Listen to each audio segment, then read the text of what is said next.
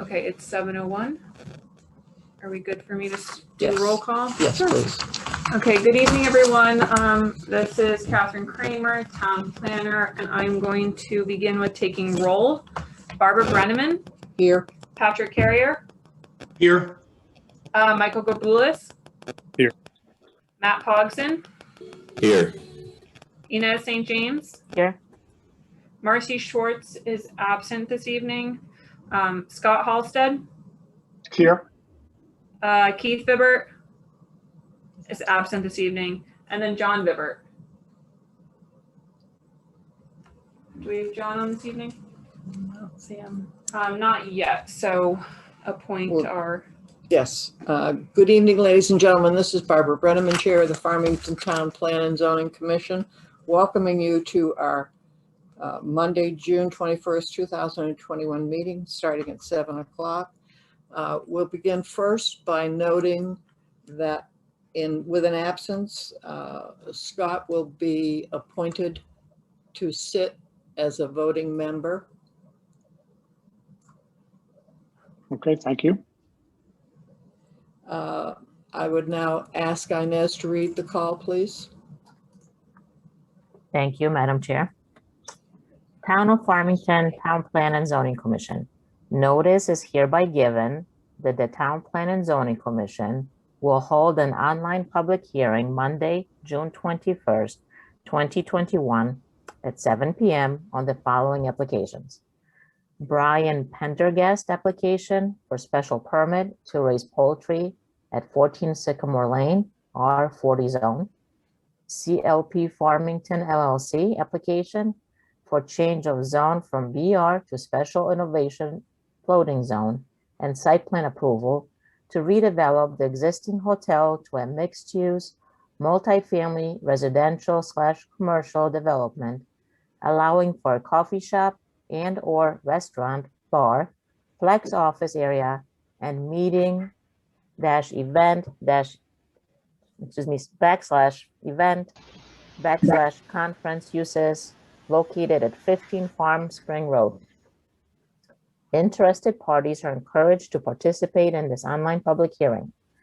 The link to this meeting may be found on the Town of Farmington's website at https://www.farmington-ct.org/about-us/calendar-meetings. A copy of this proposal is online at https://www.farmington-ct.org/back/government/town-plan-zoning-commission public-hearing-documents, or by calling the Planning Department at Farmington Town Hall at 860-675-2325, dated at Farmington, Connecticut, this 3rd day of June, 2021. Town Plan and Zoning Commission, Barbara Brenneman, Chair. Thank you. Thank you very much, Inez. Before we begin, I would like to ask the commission to accept an application and make a motion to accept an application and add it to the agenda this evening for a special permit for live music at 55 Mill Street in Unionville in a UCUV. We would be scheduling a public hearing with a recommended date of July 12th, 2021. I I make need a motion to that effect to add this item to the agenda this evening, please. This is Inez St. James. I make a motion to add the item from 55 Unionville LLC request for live music to the agenda for today's meeting, June 21st. May I have a Matt Po- second, please? Matt Pogson, I second that. Thank you. All in favor? Aye. Aye. Opposed? Motion's carried. Thank you very much. We'll now move on to the agenda for the new business. We'll begin with the Farmington Land Trust. Biff, I saw you on the line. You can unmute yourself and present your presentation. please remember to unmute yourself. Here we go, ask to unmute. Biff, you're muted. Do you know how many people would love to be able to have me muted automatically from remotely? That would be great. I assume you can hear me now. So I'm Yeah. a licensed landscape architect in Connecticut. I'm working with the Land Trust, and with me is Evan Cowles, who is the vice president of Farmington Land Trust. He's going to give you an overview. And we're presenting this to you now because we've gotten to a pretty finite point. We've done a zoning analysis, and we want your feedback before we pursue formal drawings for special permit site plan approval for the conversion of the Wilcox Bushley House into a land trust office, learning, outdoor event center for and also with education programs to as a component of the the West District School next door, and also with an apartment in. So I'm going to let Evan give you an overview of everything, and then I'll go through the rough zoning issues that we're looking at and to get your feel on how to proceed on this. It's Evan Coles, 148 Main Street. Can you hear me? We can. Great. So I am vice president of the Farmington Land Trust, and just to locate you, this is the little white house opposite West District School, right on the corner of West District Road and Coppermine Road, right behind that big boulder that sits in the field. The boulder is actually in our West District Nature Preserve. This house site is right in the middle of 24 acres of our West District Nature Preserve. The whole thing was given to the Land Trust back in 1995 with life tenancy by Mary Wilcox, who died 2 years ago in 2019, leaving the house to us. And we've spent the last year and a half emptying the house out of 150 years of the Wilcox and Bushley family's archives, and we have much of it still stored, which we will use to interpret the history of this farming family that has lived in Farmington all this time and supported themselves on this land. So that's the sort of bridge between the land trust and the historic nature of this house is the history of this family. So as Biff said, we're planning on renovating this house into our headquarters, which will have executive director office and an assistant director, both of whom are part-time, and an educational facility, and the apartment in the upper front of the building. So we're carrying out a capital campaign right now. We've already raised almost a third of the 1.3 million that we're trying to raise for our endowment and for this building and for the education center. So we're well on our way to working toward renovating this building. We're very excited. We've, as you can see from our fundraising, that we've gotten a lot of community support already. We had a neighborhood meeting last week. A number of couples showed up with their children and dogs, and we introduced them to the house and to the project. Everybody was very curious about what we're doing. And so far we've gotten really no pushback from the neighbors, not to say that when we show up in front of you guys in a public hearing, there won't be some, but so far we've been getting a lot of support. So I'm going to turn the floor back over to Biff to go over some of the zoning issues that we're facing with this house. Great. Can we go to the next exhibit? Thank you. Well, you guys You're are good.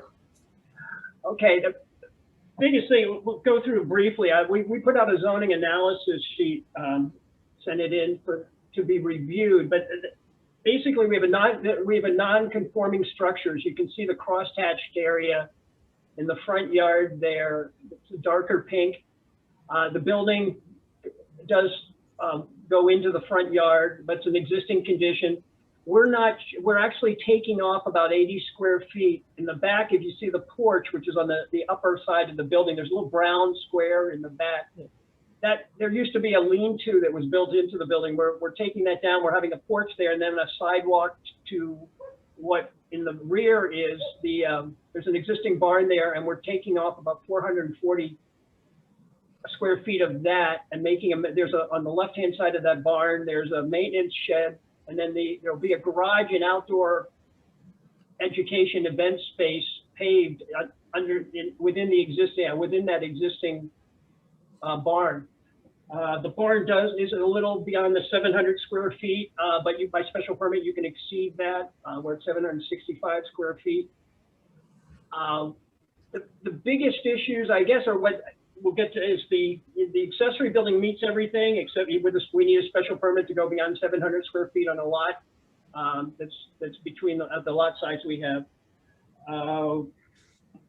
The other biggest issue, really, there's a maximum. Oh, we got that all right for the accessory use. The biggest thing is we're changing the use to we'd have to go to a special permit for a charitable philanthropic institution as well. And then the secondary use would be an apartment on the second floor with a entry vestibule coming in from the street in the front there. I guess that we are allowed to change to go charitable institution. It doesn't specifically say, or doesn't say whether you can have an apartment involved, and there are precedents in town for nonprofits like Hillstead, the Lewis Walpole Library, and the Historic Society. They have properties that do have apartments on them as well. So we're hoping to just follow that. We're not reinventing the wheel, but so the primary land use will be changed to charitable institution, not a charitable philanthropic institution. There would be not only the land trust offices, but also we're going to have outreach programs that'll tie into the education system there, but also to incorporate, really, it's going to have programs that also incorporate the 24 acres of the land trust area that's surrounding this. We have beehives and silviculture. There's a bunch of other programs we'd like to also introduce. We're going to have an outdoor terrace in the back of the existing garage barn for outdoor gatherings and education sessions in non-inclement weather. The big thing is right now the driveway comes in, and the site distance isn't great, but if we centralize the driveway in, we're going to have a bituminous apron, then we'll have bituminous parking in front of the apartment and the office, and then bituminous parking that goes to the garage in the barn. But the rest we want to gravel, and there are precedents for gravel around in it. I think it can be used. If you look at it in terms of the regulation we have for environmental impact and ways to reduce impact and non-point source discharge of drainage, which we're going to accomplish on the site, because one, we have 24 acres to work with around the existing acre, and it's relatively flat. So we're just going to have an apron we're going to design grading simply as an apron out for positive drainage, and then non-point source recharge out into the fields for groundwater recharge. So that's the concept. The biggest thing, I guess we need somewhat clarity. We have a 20-foot driveway in and 20-foot by 9-foot parking in front. Technically, there's no allowance for, as we go into the back area, for 20-foot paving, 20-foot driveway, and 20-foot paving. You do allow under special permit 18, 24, and 18, which comes out to 60 like this does. So the reason we'd like to keep it 20, 20, and 20, because it makes the main driveway geometry smoother. Theoretically, we did it in an option where we could make the second part of the driveway 18, 24, 18. It just gets hinky in the transition zone. But we're offering that to see if there's a way that in the special permit requirements has some leeway. And I think possibly it might be done under reasonable considerations for the protection of historic factors. There is a clause in that element that says that you can vary some of the parking requirements, for positive environmental impact. So maybe the driveway width, as long as it's safe and it's an aggregate of 60 feet, which is the area we're talking about in the back parking there. Again, that's something I just need some direction on for that. We have a sign there that's well under the 25 square feet allowed. I think it's only it's 4 feet wide by 2.5 feet high for the sign area. It'll be out in front. Eventually, we hope to have a sidewalk connection up to, can we go back to the original context plan? Thank you. going up along our side of Coppermine Road, and apparently there are plans in the town, unless I misunderstand this, to rework this intersection anyway. So there's an existing sidewalk, as you can see, on the west side of West District Road, and then goes up Coppermine. So we would like, as part of that eventual development of that intersection, to have a safe pedestrian walkway, a crosswalk, and then walkway down, so that it facilitates the interaction between the West District School and our facility for outdoor environmental education programs. And I would need some direction on this. I think from town staff, there is a requirement when we go in for special permit, the requirement for an A2, T2 survey. We have a Class D survey for the boundary by Hodge. We're surrounded by our own property, by 24 acres. And we've done spot elevations relative to the finished floor elevation out there. We've done a whole grid out there. If it is a requirement, we just need direction on that's a hard and fast requirement. When we do our formal special permit application, that's just, we need direction on that. We'd prefer to just, use the information we have and make it work that way. It's a very simple grading plan. The house sits pretty much at the high point of a very gentle slope that goes around it, and then down and out into the private, the rest of the 24 acres of the land trust. So we just need a decision on that as well. So that's basically, Evan, would you like to chime in on anything we missed? That pretty much covers it. The town is planning on creating a new crosswalk. The kindergarten kids have been using our property all winter to bring the kids over. They're so cute. They come with their little masks on. So we'd like to connect with that. We've been working with the entire school system for education programs. Right now, the town is shipping kids to other towns for environmental programs, and we'd like to offer more of that here in town with the Land Trust. We do a number of programs, pretty much one every month, with raptors and with owls and with invasive species and yoga. We did a yoga program over the weekend out there. We have used the school parking. We ask permission when we have a larger event, which is another advantage of tying in with the crosswalk. And then we will have this parking hopefully right here.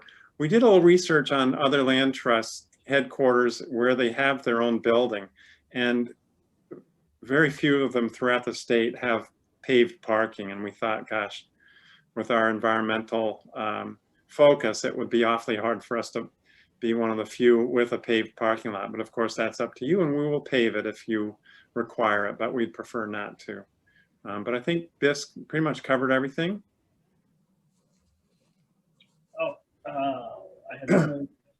We will go in front of the ZBA for that side yard parking in the side yard. And we had a long discussion about why don't we just change our property line, and because the rest of the property, the 24 acres, is under conservation easement.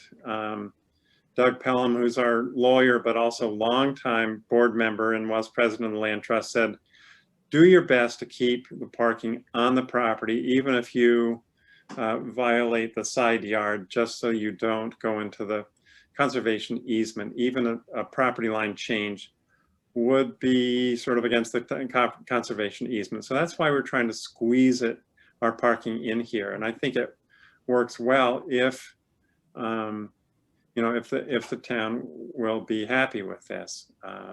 Could you go to the next, the site plan? That's the one thing I forgot. You can see down in the bottom part of the parking, that area there, and then the little tip in the rear yard as well. There, that's the area we're talking about where we need a variance for intrusion into the side yard parking setback.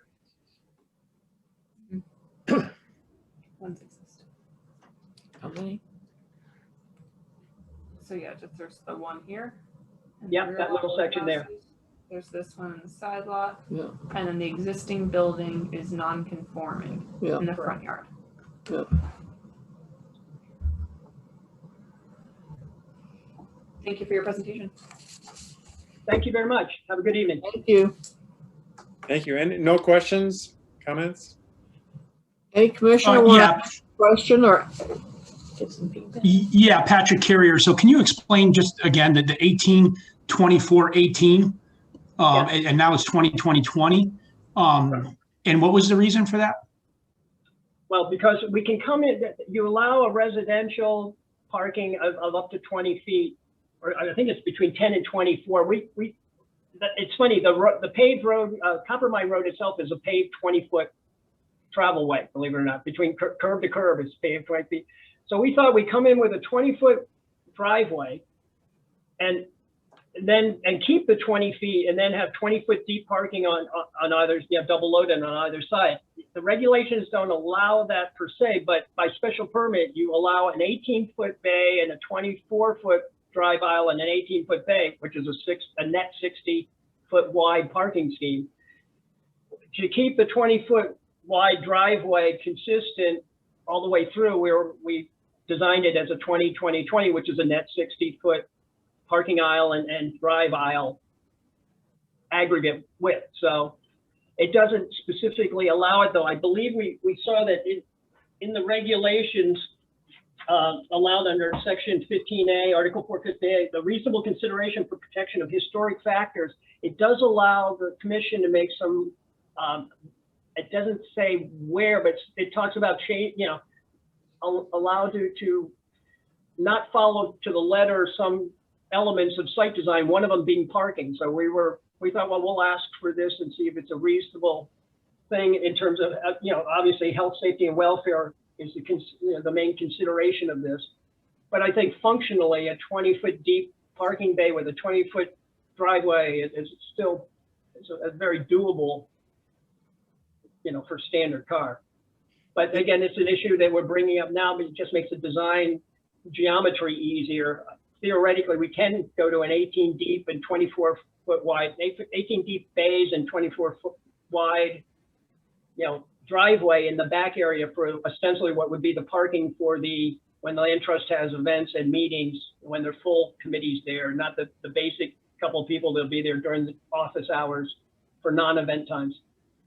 So our justification is that this is not a commercial space. We are, as a volunteer group, we have our board meetings once a month. Otherwise, it's 2 part-time workers and the tenants who are going to be using this space. And it's not as if they're hour or 20-minute appointments that a doctor's office is having and having cars coming and going on a 24-foot driveway. This is really going to be used very little. If we do have an education program, we have room for a bus, a small van to come and drop kids off. We don't have room for large education programs. And if they are on the larger size, people will park over in West District School. And there's not going to be a whole lot of coming and going here. I know that's not why you make zoning regulations and whatnot, but in reality, this is going to be used very little and very slowly, and people aren't going to be winging in and out of here, all day long. It's going to be underutilized as a space, a nonprofit space. Okay, yeah, and I'm just more curious. I don't have an issue with it. I was just wondering why. And I'm assuming it's because the 24 looks just bigger. It's just overbearing aesthetically. It's awkward given the constraints of the space. But Biff, you have any more other comments? Yeah, it's considering how tight it is after we pass the parking in front, and we're trying to swing up to so we can keep the parking from actually going over a property line. To transition between a 20-foot drive then to a 24-foot wide drive gets the geometry gets hinky right around where, right between the transition zone between those 3 parking spaces in front of the building, and then the throat right there, exactly. Right there, going from 20 to 24 feet in width of the driveway, it makes the geometry a little, looks strange. I mean, it can be done, but just seems a lot smoother. And again, given all it's something that can be done given the sections we've noted that apply that seem that you can make a decision relative to that. Again, you know, it's something we're asking for, and those are the reasons. We can, if we had to do it the other way, you know, so what you would do, if we had to change it, we'd have this 20-foot driveway in, and then the parking spaces in front of the building, which are ostensibly for the residents. So the back parking lot would ostensibly then be for the use as a charitable philanthropic institution. So at that point, if we had to, you know, I don't want to go to 20, 23, and 20, which is your basic standard, because that's 63 feet wide. And I've never applied. Every time I've come in for a project in the last 30 years, I've always asked for the, and you allow it for under special permit, going to 18 for the bays, 24 for width of driveway, and 18 because it comes out to 60 feet versus the 63 of the, you know, the regular parking. We're just saying if it's within the 60 feet here and the geometry works out and it's not considered, you know, a major parking area, we've got in the back area, we have 9 spaces, one of which is a handicap van. So we're just asking if that we're asking to see if that can be considered, that's all. But you know, the reason is it makes the geometry easier, smoother. And again, the amount of traffic volume that we're talking about is minuscule. You know, the times this will be filled up is how many times, once or twice a month when you have full committee meetings, Evan, so. Right. Yeah, again, I'm not concerned with it. I was just more curiosity why, you know, No, exactly. that's a good why. question. Okay, thank you. Any other commissioners with questions or concerns? Do you want to go in order, or do we want to just, I do have a question, but You can go Mike ahead, usually Matt. does. Okay.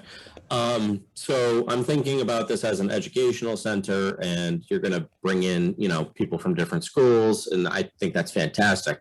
I've also been on my fair share of field trips, and I know that the bus driver is going to pull in there, regardless of if they're supposed to or not. So is there any way that bus is actually going to be able to turn around in there if it pulls in, or is it going to end up backing out onto the road? Because the way I'm seeing it now, I'm not, maybe a small bus could, but a lot of times the bus company sends whatever buses show up. You end up with a medium-sized bus or whatever. And in the end, you might have a full-size bus pulling in there. And I mean, I don't want to see anybody get injured, and it looks like it's a very tight spot. So have you done any, I know there's a lot of software out there now to see how cars maneuver in a parking lot. Have you done anything to that degree to see if a larger vehicle like that is going to fit? That's my first question. I did M&J buses renovate new facility. I can categorically tell you this will not accommodate the standard large, you know, medium to large school bus. If we have that many students, I believe they would be taken to the parking lot West District, right? Right, Evan? Wasn't that the whole, or they would drop them off?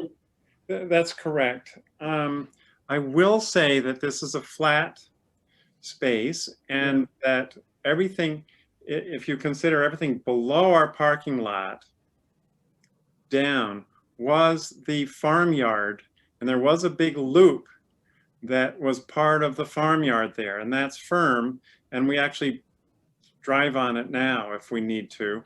Now that's not going to work in the winter, obviously. A bus could turn around on the grass. We use it all the time that way, but that's not the correct answer. The correct answer is really, we can take a van, a minibus.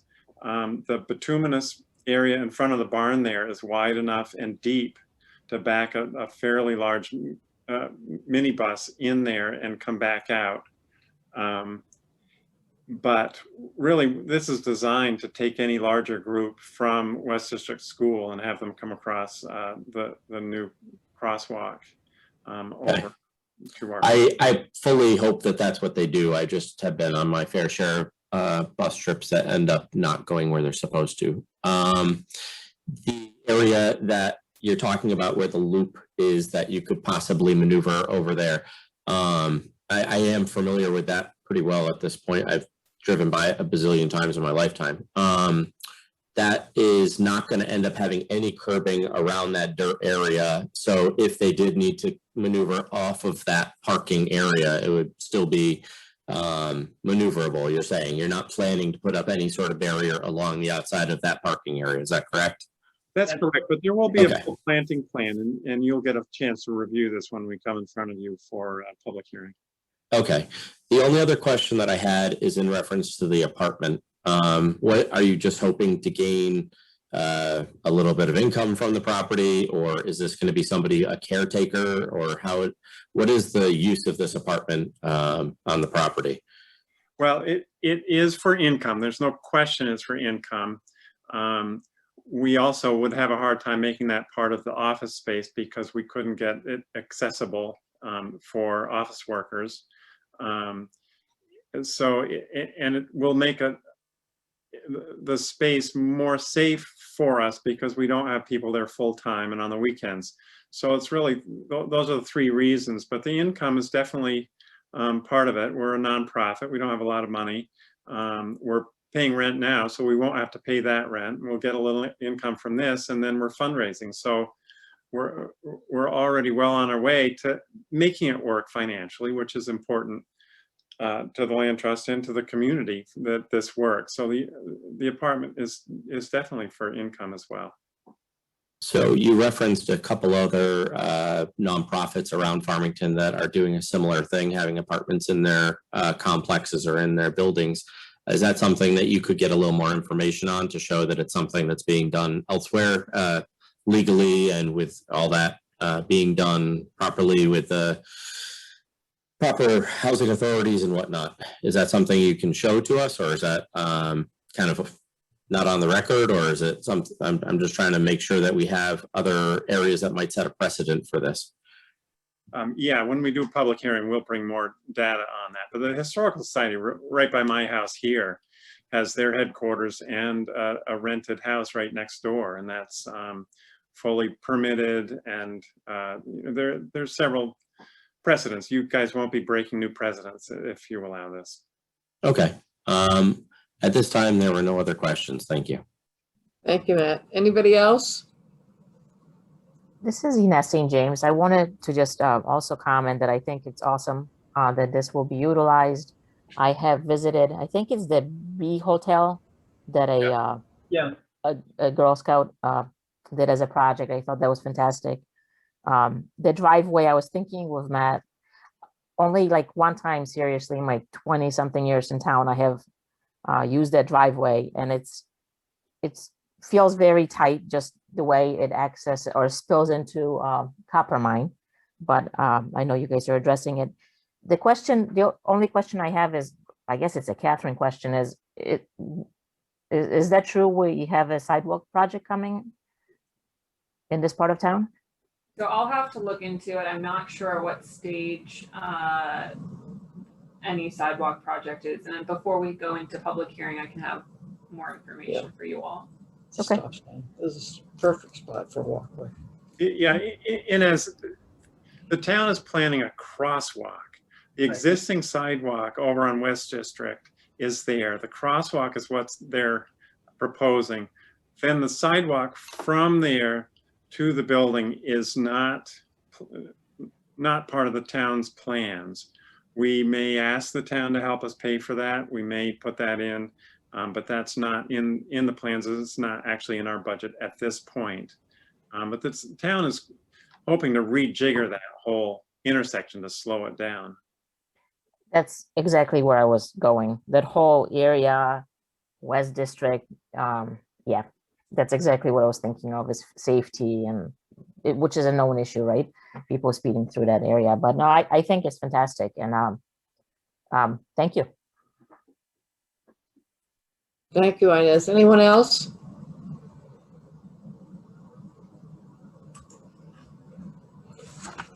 So that everyone understands, this is just a informal presentation so that we are informed of what's going on.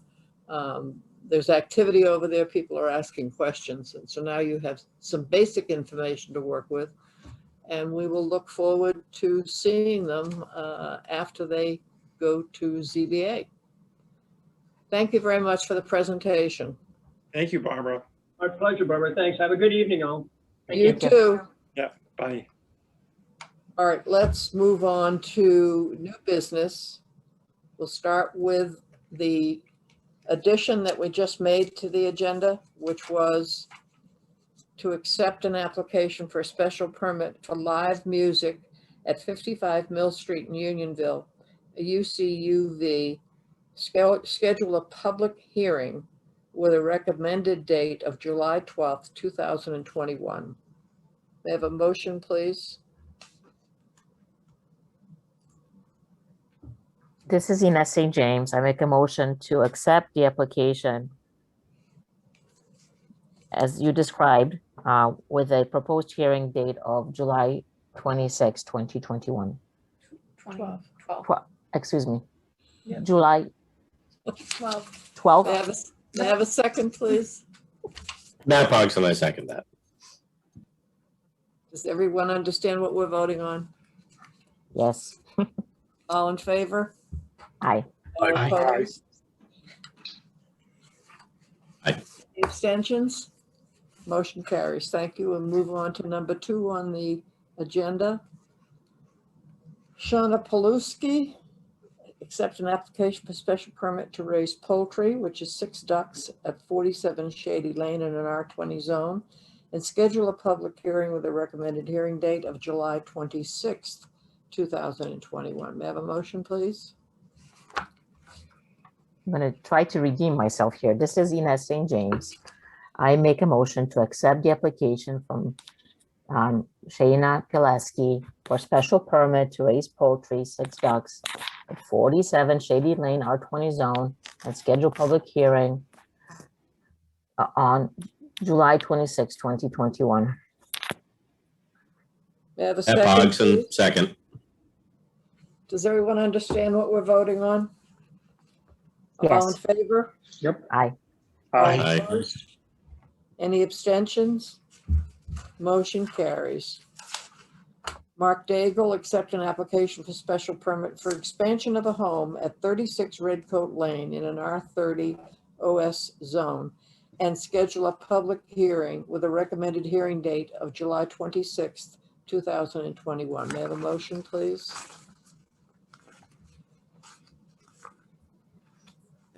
This is Matt Pogson, and I make a motion to accept the application for special permit for the expansion of a home at 36 Redcoat Lane, R30 zone, and schedule a public hearing on July 26, 2021. Ines St. James, second. Does everyone understand what we're voting on? All in Yes. favor? Aye. All opposed? Any abstentions? Motion carries. Exclusive Inc. Accept an application for a text amendment to the zoning regulation, Article 1, Section 8, definitions, and Article 2, Section 14B, 16, personal service business, tattooing, and permanent makeup, and schedule a public hearing with a recommended hearing date of July 26, 2021. May I have a motion, please? Matt Pogson, and I make a motion to accept the application from Exclusive Inc. For text amendment and recommend a hearing date of July 26, 2021. Ines St. James, second. All in favor? Aye. Aye. Aye. All opposed? Motion carries. Thank you. Is that Tish? Yes. Tish Planning and Policy Group LLC, accept an application for text amendment to the zoning regulation, Article 2, Section 12B7, which is a B1 zone, fast food restaurant, dairy bar, grill, coffee shop, and Article 4, Section 32, which will be new, drive-through windows, B1 zone, and schedule a public hearing with a recommended hearing date of July 26, 2021. May I have a motion, please? Matt Pogson, and I make a motion to accept the application for Tish Planning and Policy Group LLC for a text amendment with zoning regulations and recommend a scheduled hearing date of July 26th of 2021. Ines St. Thank James, you. second. There's a motion and a second. All in favor? Aye. Aye. Aye. All opposed? Any abstention? Thank you. Motion carries. Moving on to public hearing. The first public hearing, which is the continuation from June 7th with Farmington West, is a hearing that I do not sit on. And the first thing we have to, so I have to substitute myself. But beyond that, there are three people, Mike, Matt, and Inez. Did any or all of you review the material on this application? Matt? This is Matt Bogson. I was unable to get to reviewing the information, so I am unable to vote on this matter tonight. Inez? I reviewed the information. I'm sorry? Yes, I reviewed the information. So she's all right. She's good. Mike? I was here for it. Patrick was the other one that was absent. Oh, I have Mike, Matt, and Inez. No, it's Patrick. Patrick. I'm sorry, it's Patrick. I thought it was Mike. Patrick, did you review that material? Yes, I did. I did review it. Okay. Okay. That means Patrick and Inez will be able to sit on this. Scott will be sitting on this as a substitute for Marcy. And John, were you present at the last He's meeting? not here. John's not here. John has not joined us this evening. So we'll have 5 voting. Is that enough? Yes. Yep. There'll be Patrick, oh no, I'm sorry, we'll have 4. Inez, Patrick, Scott, and Mike. Are they 4 voting members? Unless the So applicant everybody needs to chooses understand that. Inez, Patrick, Scott, and Mike are the only 4 people that will be voting on this action, this continuance. So the first public hearing is the application for a 6-lot re-subdivision of Whitetail Runoff on Snowberry Lane in an AH zone. This is a continuation from the June 7th, 2021 meeting.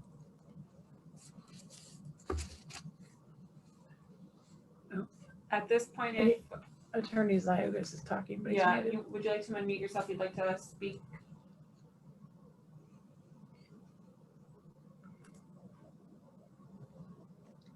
Good evening. This is Kenneth Ricka, professional engineer and licensed land surveyor. And I did see Attorney Ziogas in the windows on this Zoom meeting, but I don't hear him speaking. So I'll take charge and fill in as best I can. Can you, Ken, can you hear me now? Yes, Okay, if I just might start and then you can jump in. perfect. Thank you. The meeting was continued from last meeting for a 6-lot subdivision on Whitetail Run. And basically the only issue that was left open at that time was the question raised by the owner at 609 Plainville Avenue. And there was a question from her regarding a culvert that runs under Plainville Avenue. And the thought on her part that the drainage from our facility was draining onto her property, causing ponding. As a result of that question, the commission continued the hearing for further review. And I know that Bruce Sear had gone out to the site and Ken has investigated the site as well.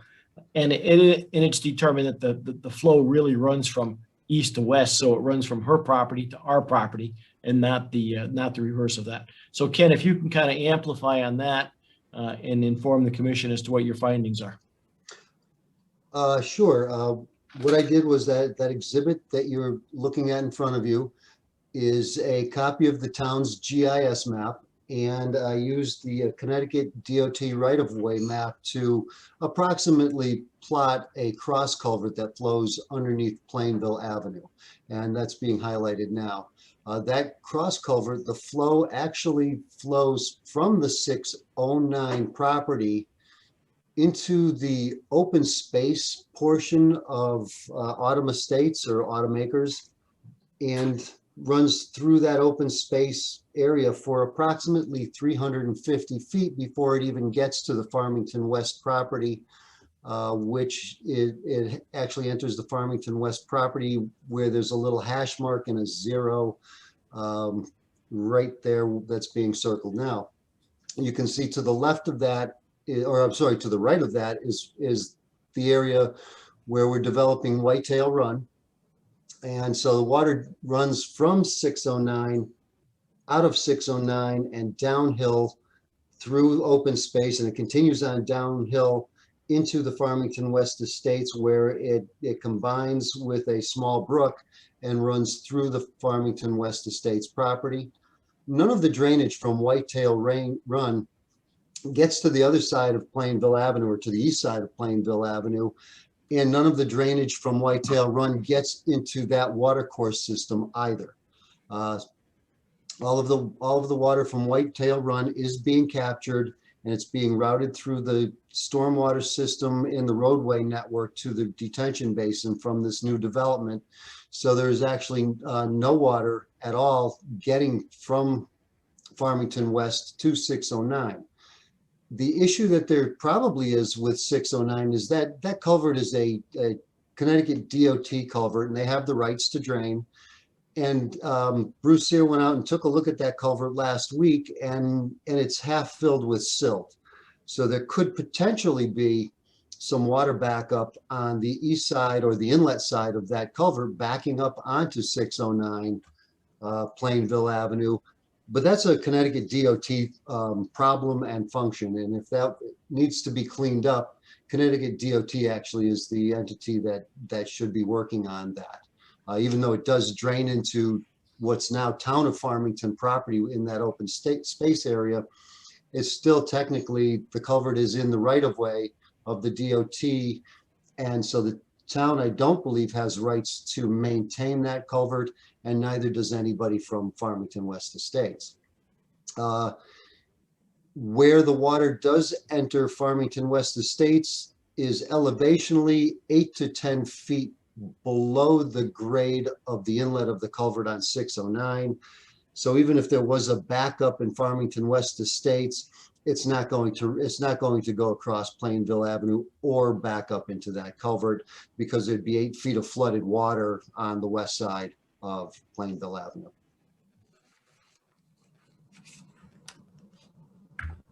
Any questions?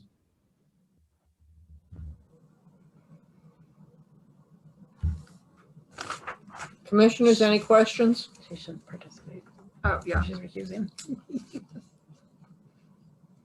Commissioners, we have on this, We have Patrick? Inez, Patrick, Scott, and Mike. Yeah, Patrick Carrier, no questions. It's fairly clear. So no questions for me. Inez, Will there be any impact to Plainville Ave or 179? I'm sorry, I didn't hear the question clearly. Will there be any impact to 179 when this development is going in, or this portion? To Route 177? Or that? Wow, I need to go back on That's, vacation. that's okay. I just was making sure it was either 609 or 177. I know there will not be. We were very careful about how we're handling the water from this development, and we're ensuring that it's all being captured within the Farmington West Estates drainage system. If approved, when do you foresee this starting? This construction will be starting on this summer.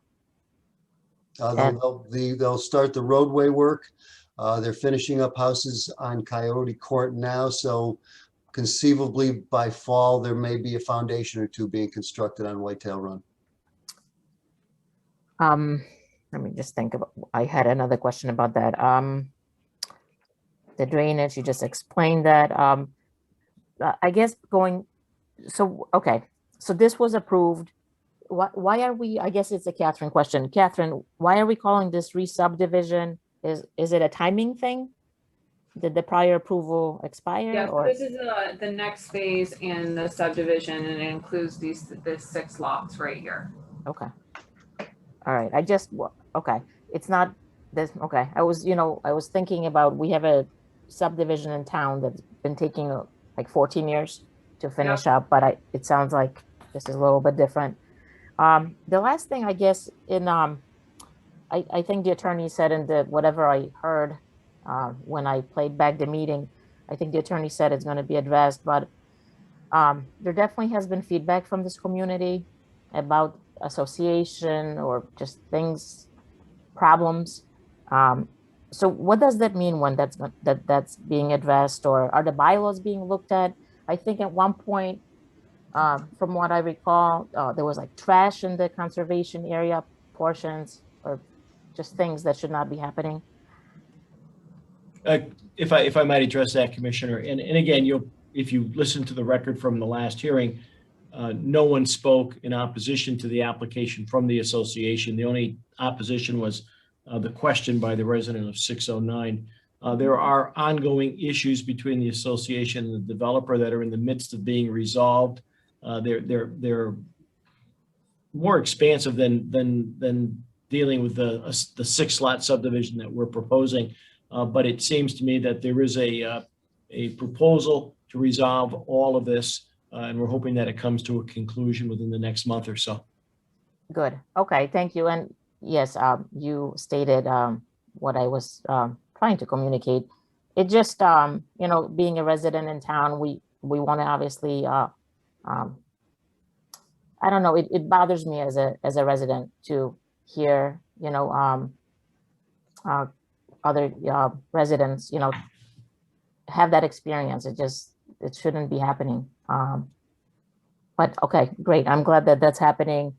And I saw the things from Inland Wetland Commission that you guys are doing, and I have no other questions. Thank you. Mike? No questions. Thank you. Scott? Sorry. No questions. That clarified from the last meeting. Thanks. Okay, thank you. Who's acting as? Who's acting as chair? We needed, is that Inez? Inez? Are you going to Secretary? act as chair and walk us through the motion? You sure?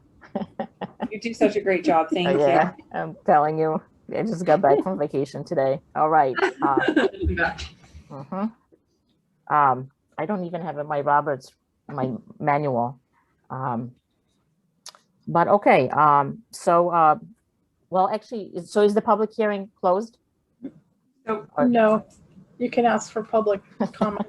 Oh my gosh. Okay, We can start there. that's a good one. That's a good one. All right. So this is Inez St. James, and this is a public hearing regarding the request from Farmington West Estates to continue with a 6-lot subdivision of Whitetail Run off of Snowberry Lane. This is being continued from June 7th meeting 2021. Is there anyone in the public they would like to make a comment in favor or opposition of, or have any questions regarding this application? I'm monitoring the hand raising in the Zoom function. So anyone here on the meeting, please raise your hand in the Zoom function and I'll call on you to speak. And Okay, there are so no hands raised at this point in time. okay, so one more time, is there anyone in the audience that wishes to make a comment regarding this application? Please raise your hand using the Zoom function, hand. No hands are raised at this point in time. Okay, thank you, Catherine, for your help. Okay, so this closes the public hearing portion of this, for this application, Farmington West Estates. And now, commissioners, it's time for us to make we need a motion and a second for this application. Who would like to make a motion? Patrick Carrier, I make the motion to approve the 6-lot re-subdivision of Whitetail Run off of Snowberry Lane, AH zone. Thank you, Patrick. How about any second? Scott Halstead, I second. Thank you, Scott. Any further discussions from the commissioners? All right, everybody clear on what we're voting on? Yes. All right. So we have a motion and a second to approve the application from Farmington West Estates for the 6-lot re-subdivision. And now the vote. Who's voting in favor of this application? Aye. Scott. Aye. So we have Patrick, Scott, Mike. I vote too. This is where it's getting confusing. Yep, You vote as well. Yeah. I vote as a yay for this application. And I guess that's 4 of us, right? that's it. Okay, so this application, this request for the 6-lot subdivision has been unanimously approved. Thank you. Thank you. Thank you very much. Thank you. Thank you for your patience. Thank you, Inez. The next public hearing is Brian Pendergast, application for special permit to raise poultry at 14 Sycamore Lane in an R40 zone. Welcome, Brian. Good evening, how are you? We're well. I have your application on the screen and you're welcome to present to the commission. Surely. So thank you for the opportunity. My goal would be to raise 6 chickens, hens specifically, on the property. The plan, as you could see from the GIS map, the coop would be located on the southwest corner of the 1-acre property. The coop size, so where the chickens would be housed, would be 4 by 4, and then that's like the off-color yellow building there. And then there's the chicken run where they would spend their day fully enclosed with chicken wire on the sides, the tops, even into the ground, so nothing can dig underneath. That would be 4 by 8 square feet. The chickens would be staying in the coop and the run at full time, since we have a lot of wildlife, a lot of hawks. I like the hawks, but I prefer not to feed them. And then in terms of the waste that they make, I have a garden and I do have a compost area in my yard that I would use and hold it there for the 6, 9, 12 months. So that way I could use that as compost for my garden. And believe that's pretty much it on my end. If there's any questions, I could happily try to answer them. Commissioners, questions? Patrick?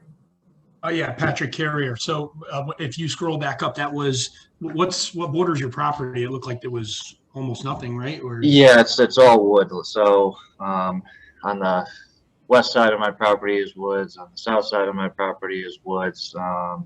And then across the street at 15, that's one of my neighbors on the east side. And then on the north side, I have number 10. And then the northeast side would be 11. So yeah, most of my property is just bordered by wood line. Okay, no further questions. Thank you. Mike? No questions, thank you. Matt? The bordering property is actually the town forest, or what? I know it's forests, but those numbers look like it's a town-owned property. Is that right? Or is that I stated? believe that's correct. Okay, so you really technically have no neighbors, no potential for neighbors even over on that side.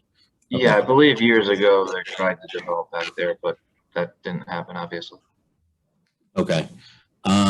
No, other than that, I had no other questions. Thank you. Inez? No questions. Scott? No questions. John?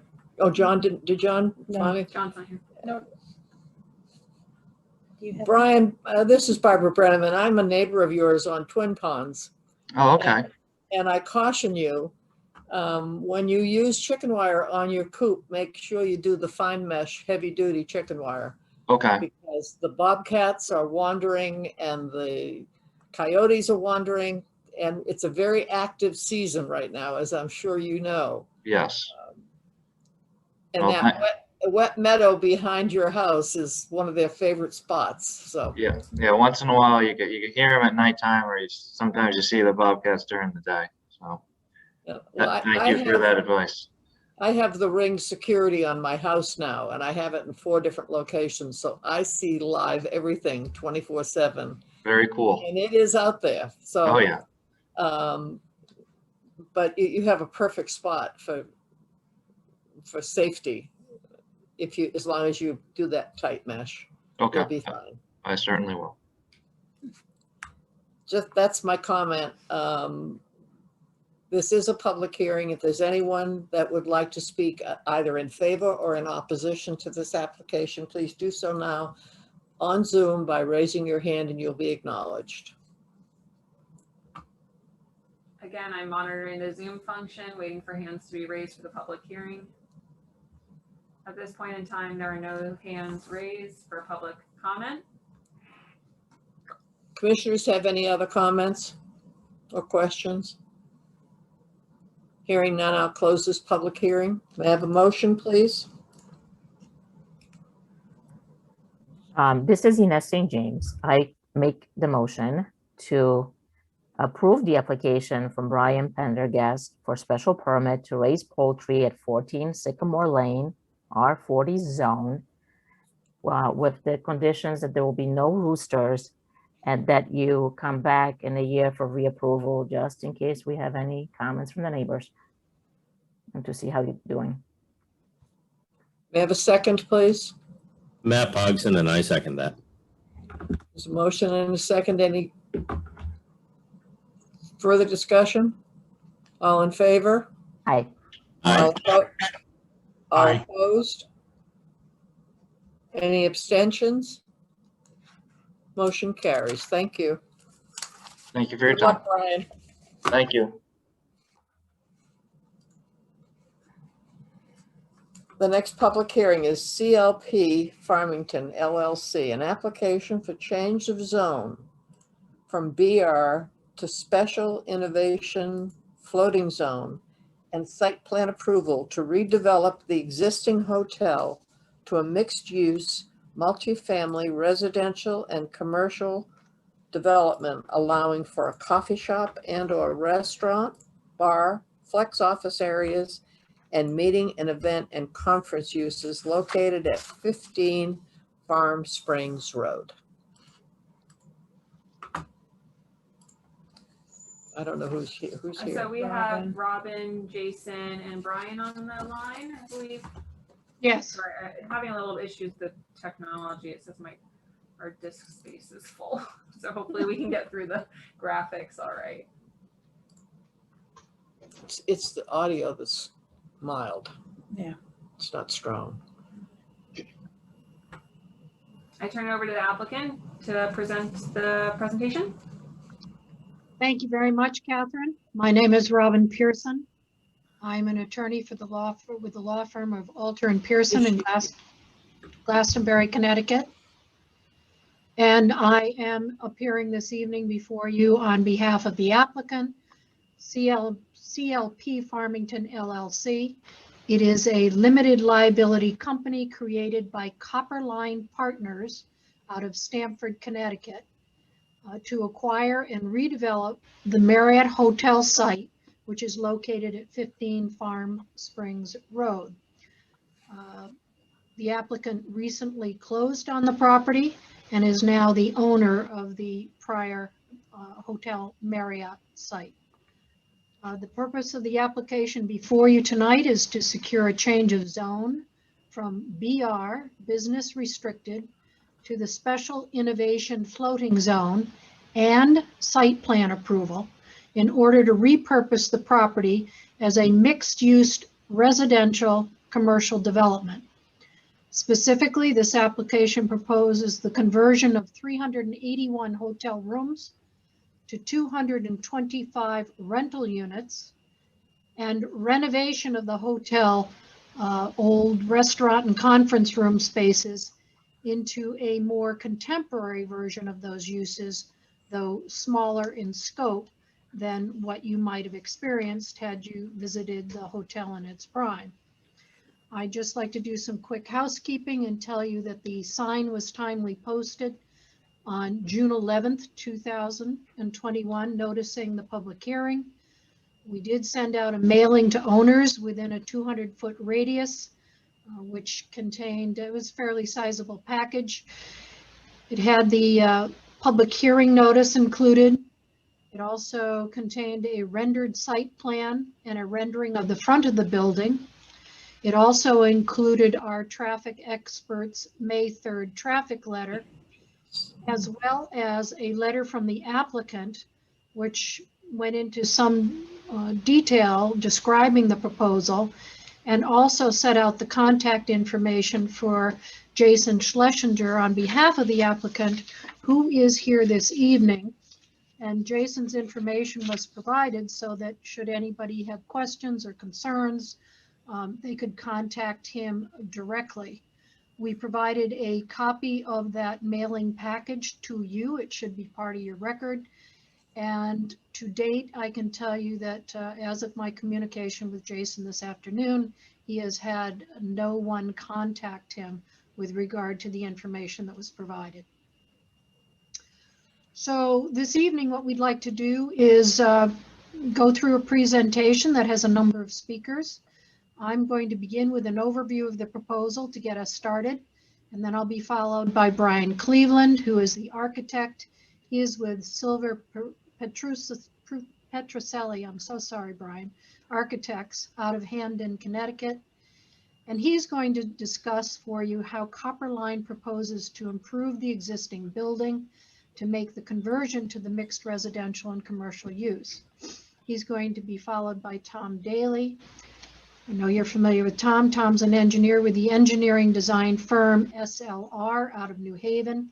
Tom will go over the site plan, most of the features of which already exist, and demonstrate why there is no increase in impervious coverage proposed with our plan. He'll be followed by Mark Aragoni, who is a landscape architect, also with SLR, and he will show you the areas for which landscape enhancements are proposed to what I will note for you is already a very well landscaped property. Mark will be followed by David Sullivan, who is our traffic engineer with SLR. David is going to go through the traffic implications, which are improved with this proposal over that which existed with the hotel use, and he'll review why the on-site parking will be sufficient to accommodate the mixed use and therefore appropriate for approval under the Special Innovation Floating Zone Regulation. You may recall that that regulation does give you some flexibility with regard to meeting relevant commercial standards of your zoning regulations, of which parking is included. After David concludes, I will begin our ending remarks by just summarizing the ways in which the application complies with the goals of the Special Innovation Floating Zone and your Plan of Conservation and Development, which together we believe make this an exciting opportunity worthy of your approval this evening. I'm going to be followed by Jason Schlesinger, who is the partner in Copperline Partners and a member of CLMP Farmington LLC, who would like to end the evening presentation with a few words on both their interest in investing in this Farmington property and their intent to be a positive member of the community. So with that, let's move from this interior shot, which is a rendering of the courtyard once it's been fully landscaped, and move on to the existing aerial looking north. As I'm sure you recall, the SIFZ zone was created in 2020, and it was limited in its application to two areas of the town. One was the Yukon, or is the Yukon Health Center neighborhood along Route 4, and the other is the I-84 corporate office area. This aerial clearly shows you that the hotel site, identified by the buildings in the center, I can't really, thank you, point, is situated between Colt Highway, which is on the west. You can't really see it because it's hidden by trees, but it does run in front of the single-family homes that are peeking through the trees on the west. That's good. And it's situated between I-84 on the east. The properties that most closely abut this include the nursing home property to the north. That's probably the closest neighbor. And also to the north on the easterly side is an office use along I-84. And then along Farm Springs Road, which is to the south of our site, are the corporate offices of Raytheon and Otis Elevator, which comprise a very strong corporate identity in the town of Farmington. So the existing hotel site is clearly shown. It was constructed in 1981. The main building with the hotel rooms surrounding the interior courtyard form the main nexus of the hotel complex. There is a very large restaurant, hotel lobby, and event space component, which is to the right of the complex. And the E-wing was an addition that was approved in 1986 or added in 1986. And it is on the westerly side and also includes, in addition to hotel room and other spaces, it includes parking within the structure itself. So I'd like to point out for you that this aerial shows clearly that the site is well buffered from its neighbors and is heavily landscaped. But what you cannot see from this perspective is how dated the complex has become. Staying on this aerial, I'd just like to leave some thoughts with you before we get into the specifics of the application. And in particular, I'd like to remind you of the rationale behind the adoption of the Special Innovation Zone. It was enacted to make good on findings in your 2018 addendum to the Plan of Conservation and Development, recommending the Commission be proactive in addressing what it identified as a real need for a supply of modern, high-tech, highly efficient, and small rental apartments in areas where people can live, work, and play without the need for a car. The Plan of Conservation and Development underscored the need for meaningful opportunities for social interaction in these communities that could be built pursuant to the Special Innovation Zone. It said that the new floating zone envisioned should be applied to the I-84 corporate office area and is to be designed to provide flexibility and relief from rigid zoning standards.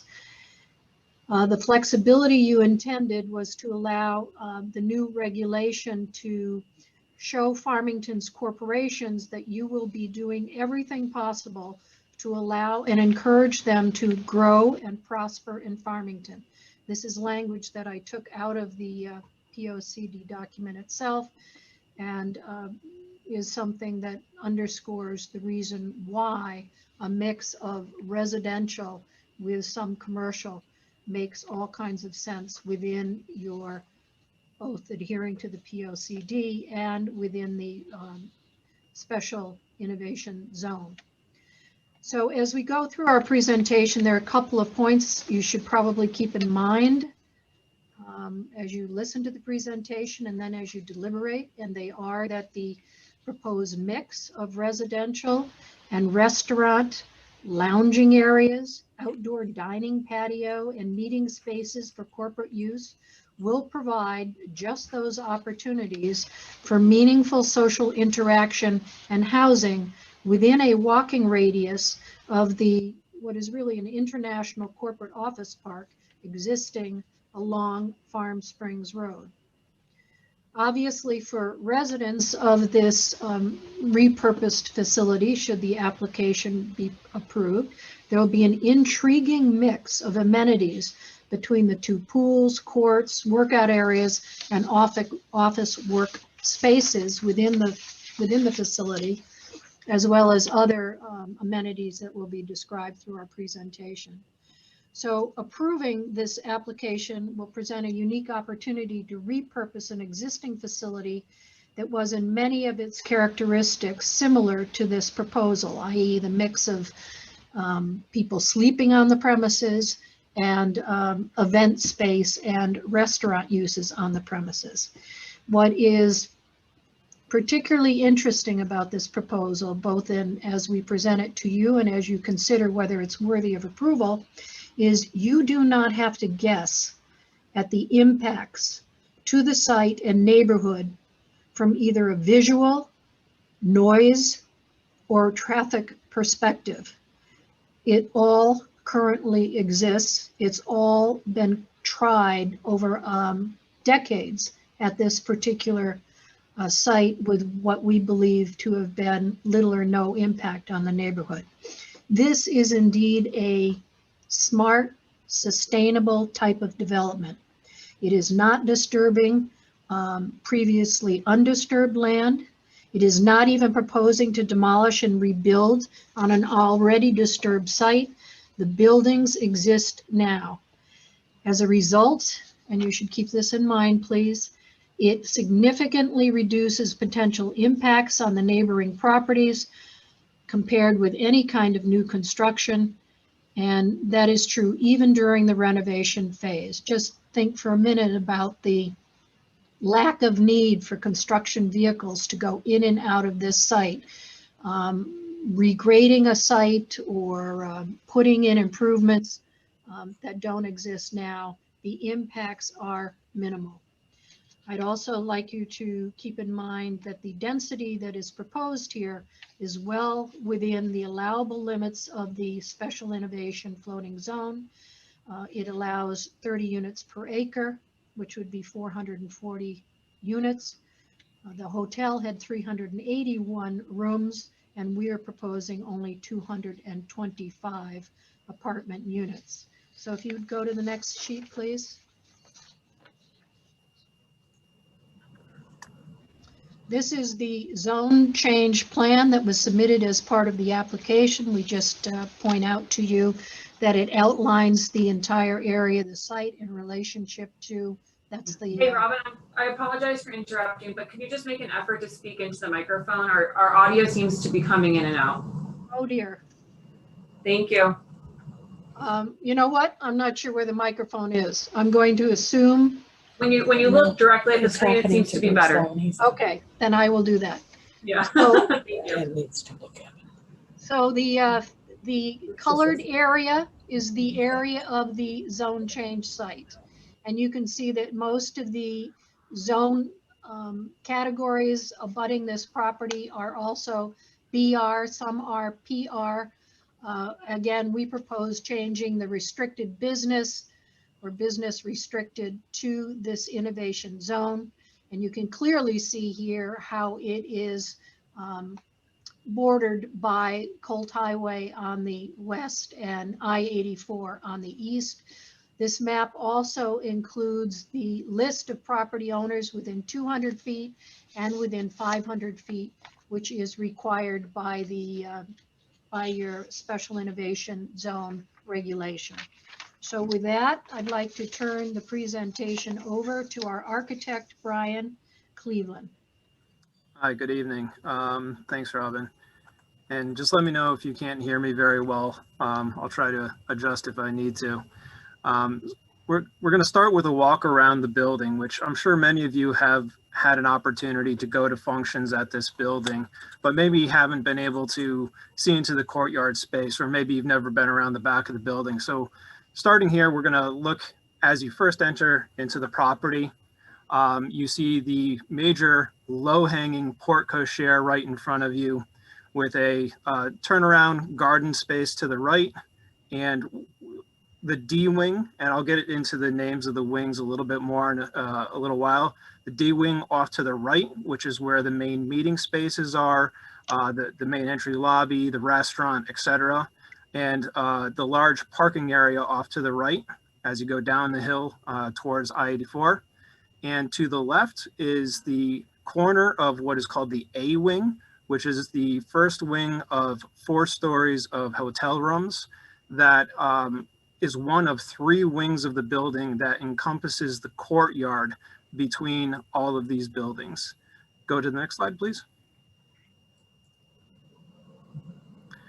Here is the primary facade of that A building. As you can see, it is 4 stories tall. The ground floor has a series of balconies that can walk right out onto small paved areas. And then, of course, the heavy, intransparent balconies that band this building with this kind of patinaed, old aged look that it has to it right now, mixed with a series of balustered balconies. There are also these tan pieces are precast concrete lintels that band the building all the way around.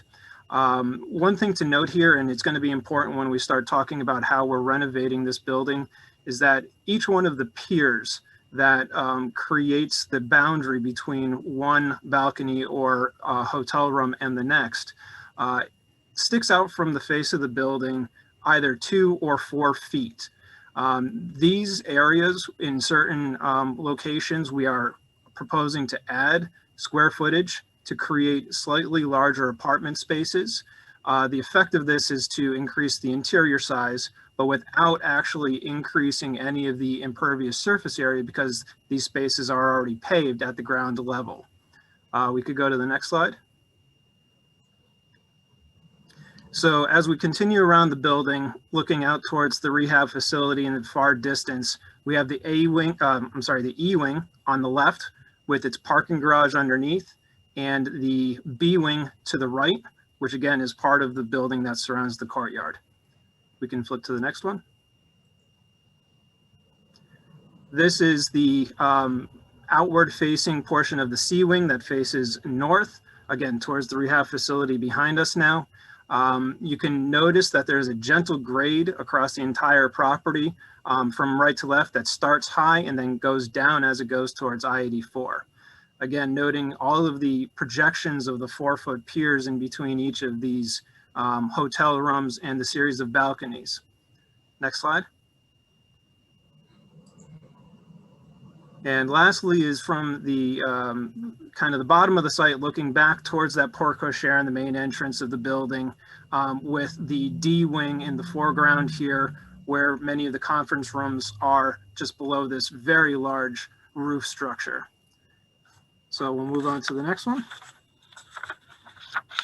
Moving to the interior, this is the existing courtyard looking at the C wing, again on the north side of the property. This particular elevation is the only part of the building that is 5 stories tall. So what happens is that the ground floor of the building, the primary floor of the building where all the conference rooms are, is floor 1.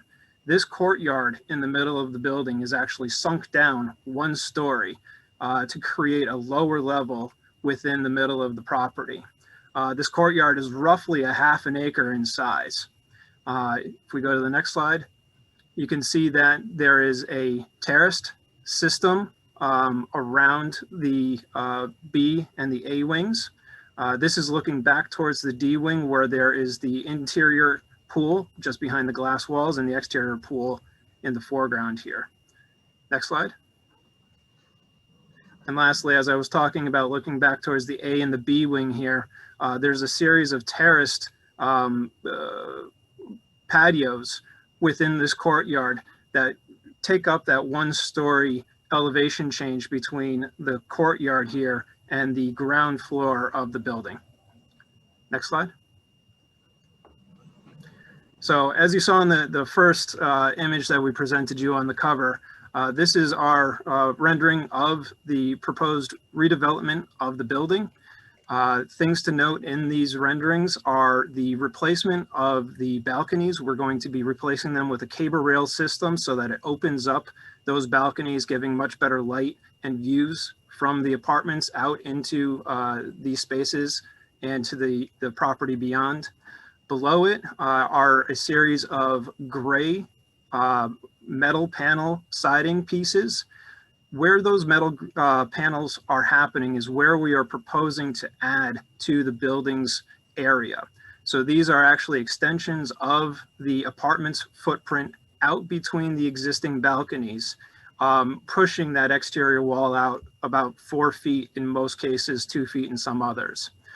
This is taking the opportunity to introduce a newer, more contemporary material to the face of the building to minimize the amount of brick that certainly is a dated look for this building. We're also interjecting painting of those precast horizontal bands between the windows, again, in order to update the color palette for this building, painting the parapet at the top of the building to bring it in line with the same color patterns that we're putting elsewhere here. We are proposing to reuse many of the existing windows, either in their current location in the brick openings or bringing them out to the face of where the new metal siding is going. We are also proposing to re-landscape this entire courtyard space with new pavers, making some improvements to the pools, as well as, if you go to the next slide, we are going to be adding a series of overhead garage doors to the glass that is between this exterior courtyard and the indoor pool. So we'll greatly increase the connectivity between the interior space and exterior space by adding these doors in this location.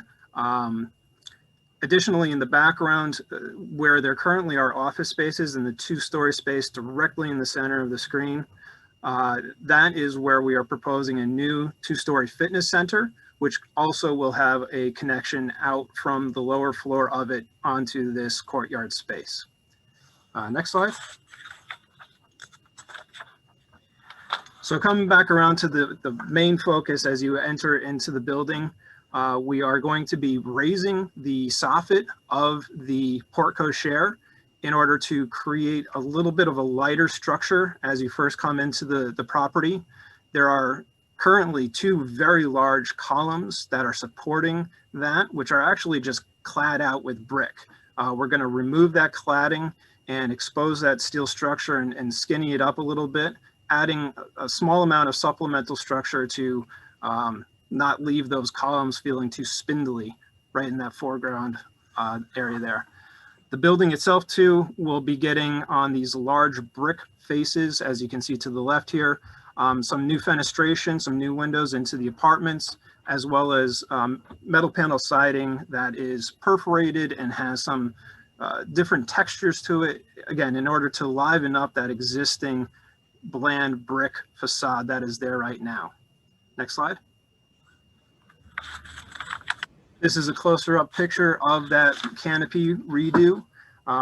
We're also going to be taking out, it currently is like a sheetrock that is underneath that canopy. We're going to pull that out and improve the lighting underneath the canopy, as well as changing it out to a metal panel system for the soffit area, which will allow us to introduce some texture and some color and some interest into that soffited area as you come into the building. Next slide. The other big component to this project is to better utilize some of the front entry hardscaped areas. And here we are looking at increasing the patio space just between the parking area at the front of the building and the conference rooms. In the very background, you can see we are adding also a new overhead garage door to add connection from this space into a new bar lounge area that will be open to the general public. Again, this is going to get a treatment of new pavers. The paneling around the building is going to get repainted to freshen it back up. Next. And here is a rendering from inside of the new bar area, looking out back towards that front main entry space. Again, a new, more vibrant kind of aesthetic to this area, trying to bring it up to the 21st century rather than it being stuck in the 1980s vernacular that it currently is. So from here, we'll go into kind of looking at the overall building plan and the different proposed uses in the next slide. So as you come to the building, you're coming from just off screen, the middle, towards the porte cochere, which is right in the center here. The blue area is the main lobby space currently, and we're looking at expanding that slightly and making that really the hub of circulation for both the private and the public areas as you come into the building. There will certainly be parking for those coming to the conference rooms off to the right, down the hill in the large parking area along the face of the building there. But there also will be new prospective tenants coming in to the same area. So in this area, we have a large sitting area with the fireplace. The beige area just to the left of the main entrance is the leasing office with a small staff of leasing agents as people first come in. To continue on the private side of this is the Turquoise Fitness Center just off to the left there. And continuing up, there is a gray area that we're calling the living room. This will have spaces for viewing, say, the Super Bowl, or if you wanted to have a screening, people can utilize that space as a communal area to watch TV or other similar functions. Further to the north in the blue area is our co-work area. There's approximately 6 kind of individual office spaces and work spaces and tables for the tenants to come and get out of their apartments and utilize. To go now into the public space are the purple red areas to the right at the front. The purple areas are the bar lounge spaces that you can come into. The tenants will certainly have opportunity to come into those spaces as well as it being open to the public. The kind of pink color is the main circulation that allows you to then go from the lobby space into all the meeting areas. And behind all of those meeting spaces are the existing commercial kitchen and staff areas. From here, we can go down actually into the basement floor of this, or the lower level of this, which has the connection to the main courtyard, as well as the pool on the lower floor. Did it shift? There we go. So again, this has the lower level fitness center, the pool area, as well as another rec space for the tenants to be able to use in that turquoise color there, and then some more back of the house mechanical and maintenance areas. The rest of the building, if we go to the next slide, is the A, B, and C wings and the E wing off to the left. This shows a typical floor plan of those wings with the color designations of the different apartment types that we're proposing throughout the space. The mix is, there's approximately 46 studios. There are 46 studios, 143 one bedrooms, 7 2-bedroom 1-bath, 26 2-bedroom 2-bath, and 3 3-bedroom 2-bath proposed for this area. As it's noted here, and getting back to the point that I was making earlier, are the additions that are shown in the crosshatched areas. These are infills of existing impervious spaces around the building between the existing piers of the building. So again, we're not looking at extending beyond the footprint of these buildings whatsoever. And actually, if I could have you jump back 2 slides. Throughout the site, we're also proposing a series of electric charging stations. This is something that is obviously becoming a need for anybody who lives in any sort of urban environment to have the ability for their electric car to be able to be charged where they're parking. So we will be providing electric charging stations around the property for that function, both for the residents as well as for the general public to be able to utilize them.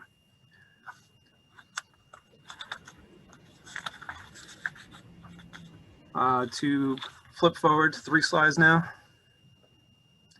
So these are just the elevations of the building, where again, the grayed out areas are where we are proposing to make additions to the building. It certainly shows up a little more clearly here where we're proposing to make these additions of both the facade and square footage, changing out the balconies, painting the precast panels, and introducing the new metal siding to areas of the building. And you can flip to the next. And the last one. And from here, I'll actually turn it over to Tom Daly. Thank you, Brian. For record, Tom Daly with SLR Consulting. Catherine, if you can go one more, I think. Yeah, thank you. So I'd like to give a brief overview of the overall site improvements, which, to be honest with you, as considering the site is already functioning quite well in terms of circulation, parking, and other elements, there was really limited work we had to propose.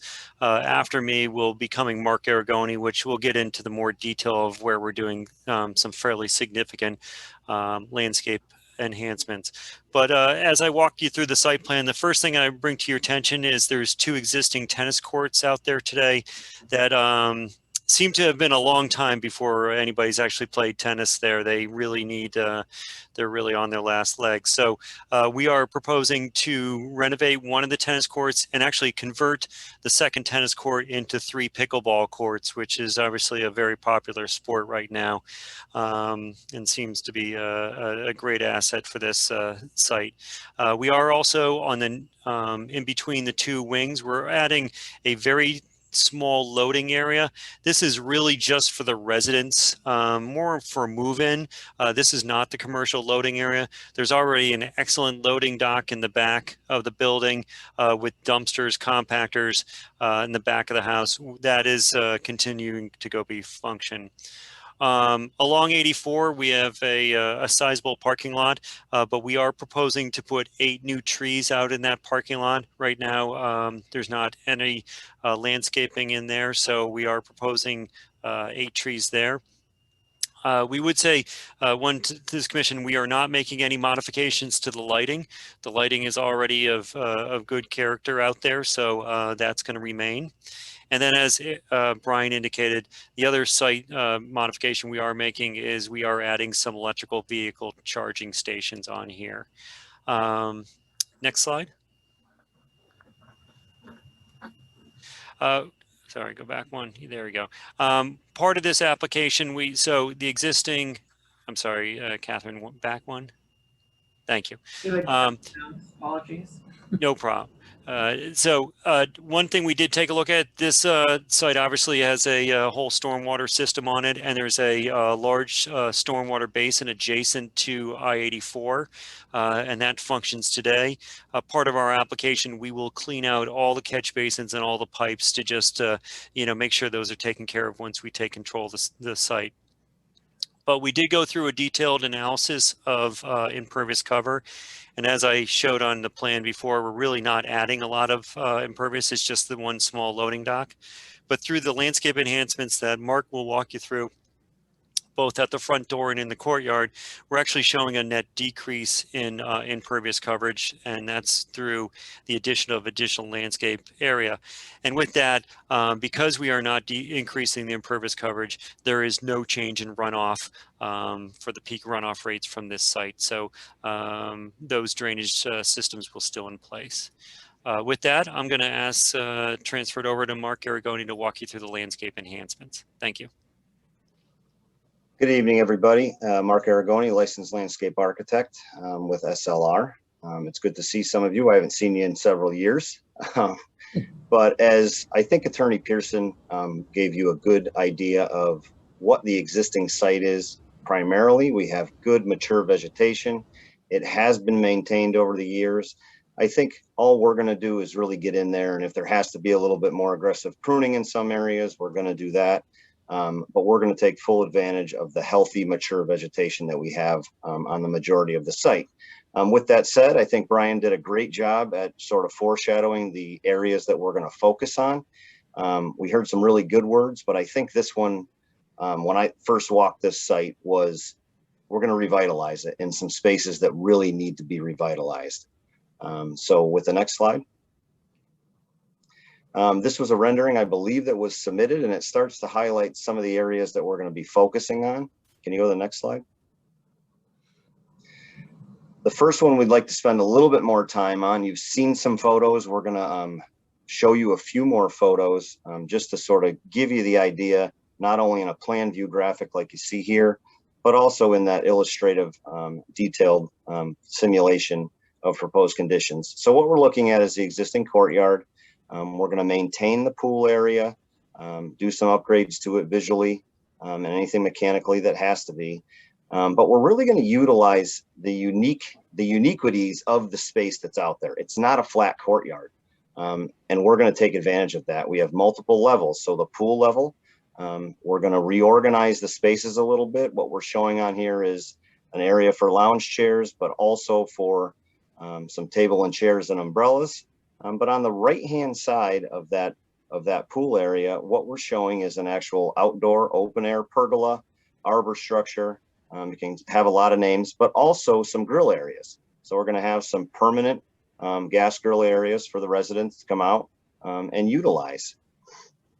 So that's that ground floor level that Brian also mentioned. It's going to have a new, more emphasized connection to the indoor pool area and the gym area, which is on the lower side of the rendering that you're looking at, the lower side of the pool area. So if we look at that main flat area, we also have the second tier, or sort of the elevated, I've been referring to it as the mezzanine level of this courtyard. Right now it's a little overgrown. You can't really see it because the vegetation has been doing so good. So we're going to take that vegetation out that sort of sits on that embankment up to the mezzanine level, and we're going to reorganize that mezzanine level. So if you look at the 4 circle spaces that you see up there, primarily, there you go. Those are going to be permanent fire pit areas. So those are going to be gas fire pit areas, Adirondack style chairs, sort of a chill out area, chill zone in the evening, or maybe even the cooler spring days, cooler fall days. The idea is we want to utilize this space not only for the spring, summer, and fall, we also want to be able to utilize it in the winter. If you move to the left-hand sort of mezzanine level, you'll see a few series of squares. What we're seeing a lot is the dynamic of the apartment uses is changing a little bit, and these would actually be sort of tented areas, umbrellaed areas that could be used to not only sit and relax, but also as an outdoor workspace. We're seeing these pop up more and more, so people come out here, hook into the Wi-Fi, and actually work in an outdoor environment that's separated from sort of we'll call it the more active area of the pool and the lounge area. One thing that we are proposing is to get an accessible route up onto that mezzanine level, which doesn't exist right now. And then that third level of the courtyard, we're dedicating that back to be the private part of those individual units that now have access onto the courtyard. And those pretty much wrap 3 areas of that building. Again, so we're really calling it a revitalization of this space, but it's pretty exciting. So we're just going to walk through those renderings again on the next couple slides. Or not. We're going to jump to the next area, which is the front entry. And I think if you haven't driven out there, I think Brian's sort of walk around the building, the first picture that he showed really was sort of the tired and dated entry and the porte cochere. There is a lot of pavement out there right now that goes around the actual island that exists out there. And even if you pull into the turnaround right now and go under the porte cochere, to your immediate left, we're really showing what is highlighted by the inset illustration on this slide. There's a lot of pavers out there that really have no defined use. So when I say reorganize, we're actually going to reduce that size of the pavement but expand it a little bit more. So that would be the area to the right. Now keep going, one more area over, up with the brown box. So as Brian mentioned, inside the building right there is where the new bar area is. Right now, when you look at that building face, it's a blank brick wall. So we're going to open that up and really create an indoor-outdoor space. So what we're showing here is similar outdoor overhead pergola, open air structure, cafe lights, tables and chairs, and then carrying that theme of that fire pit right back outside in a little bit more of a public space, we'll call it. We're also bringing in sort of low height seating walls, sort of define these spaces, not only in this area, but now we can go to that central island. Right in here. Again, we have 2 nice birch trees, but there's a lot of pavement there. So we're actually going to expand that island, remove some of the pavement. But even though we want to make sure we maintain emergency vehicles and turning radiuses, I think we can even change the texture and bring in some textured pavement, whether it be granite cobbles or stamped concrete. We're also going to bring that in strategic areas to sort of create a little bit of definition of arrival. We've arrived at this place, and wow, it really looks different. So landscaping treatments besides the low height little seat walls that we have interspersed in this frontage area, we're sort of going to, there's a little bit of a depressed drainage area on this central island. We're going to push that a little further, and the plan is to do some dry creek bed, river cobbles, some boulders, to sort of emphasize what's already out there that I think will actually go pretty nice with some of these additional areas. Again, so that's what we're focusing on, sort of take some spaces that haven't been utilized, and then with the plans for the architectural renovations, not only on the inside, bring those renovations to the outside as well. You can take a check. There we go. And I'm going to turn it over to Dave Sullivan now. All right. Thanks, Mark. For the record, Dave Sullivan. I manage the Traffic Transportation Planning Group at SLR. What you see in front of you is in the dark letters, the first 2 lines, is a summary of our May 3rd letter that we provided. And essentially what it shows that as a hotel, using the industry data from Institute of Transportation Engineers, the hotel would generate significantly more traffic than the multifamily housing would.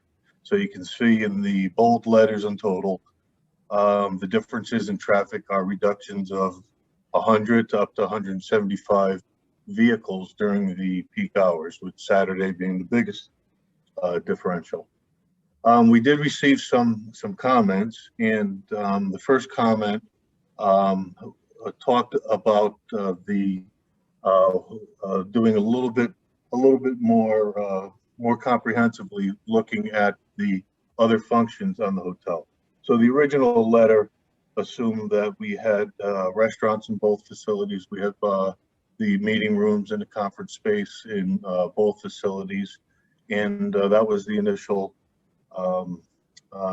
assumption.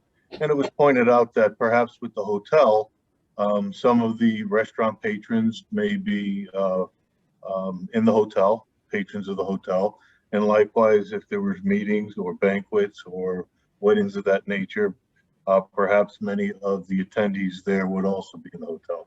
So we said, well, let's take an extreme case and assume that the multifamily housing development, all of the restaurant patrons were new and mutually exclusive, and all of the banquet residents were new and mutually exclusive, and add that to the multifamily housing.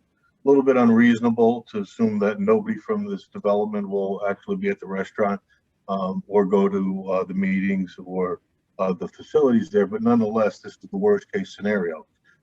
So we use the same process of generating the traffic for those uses and add them all up and add them to the multifamily housing. You can see in the morning and on Saturdays, we still have a significant reduction in traffic that should be expected.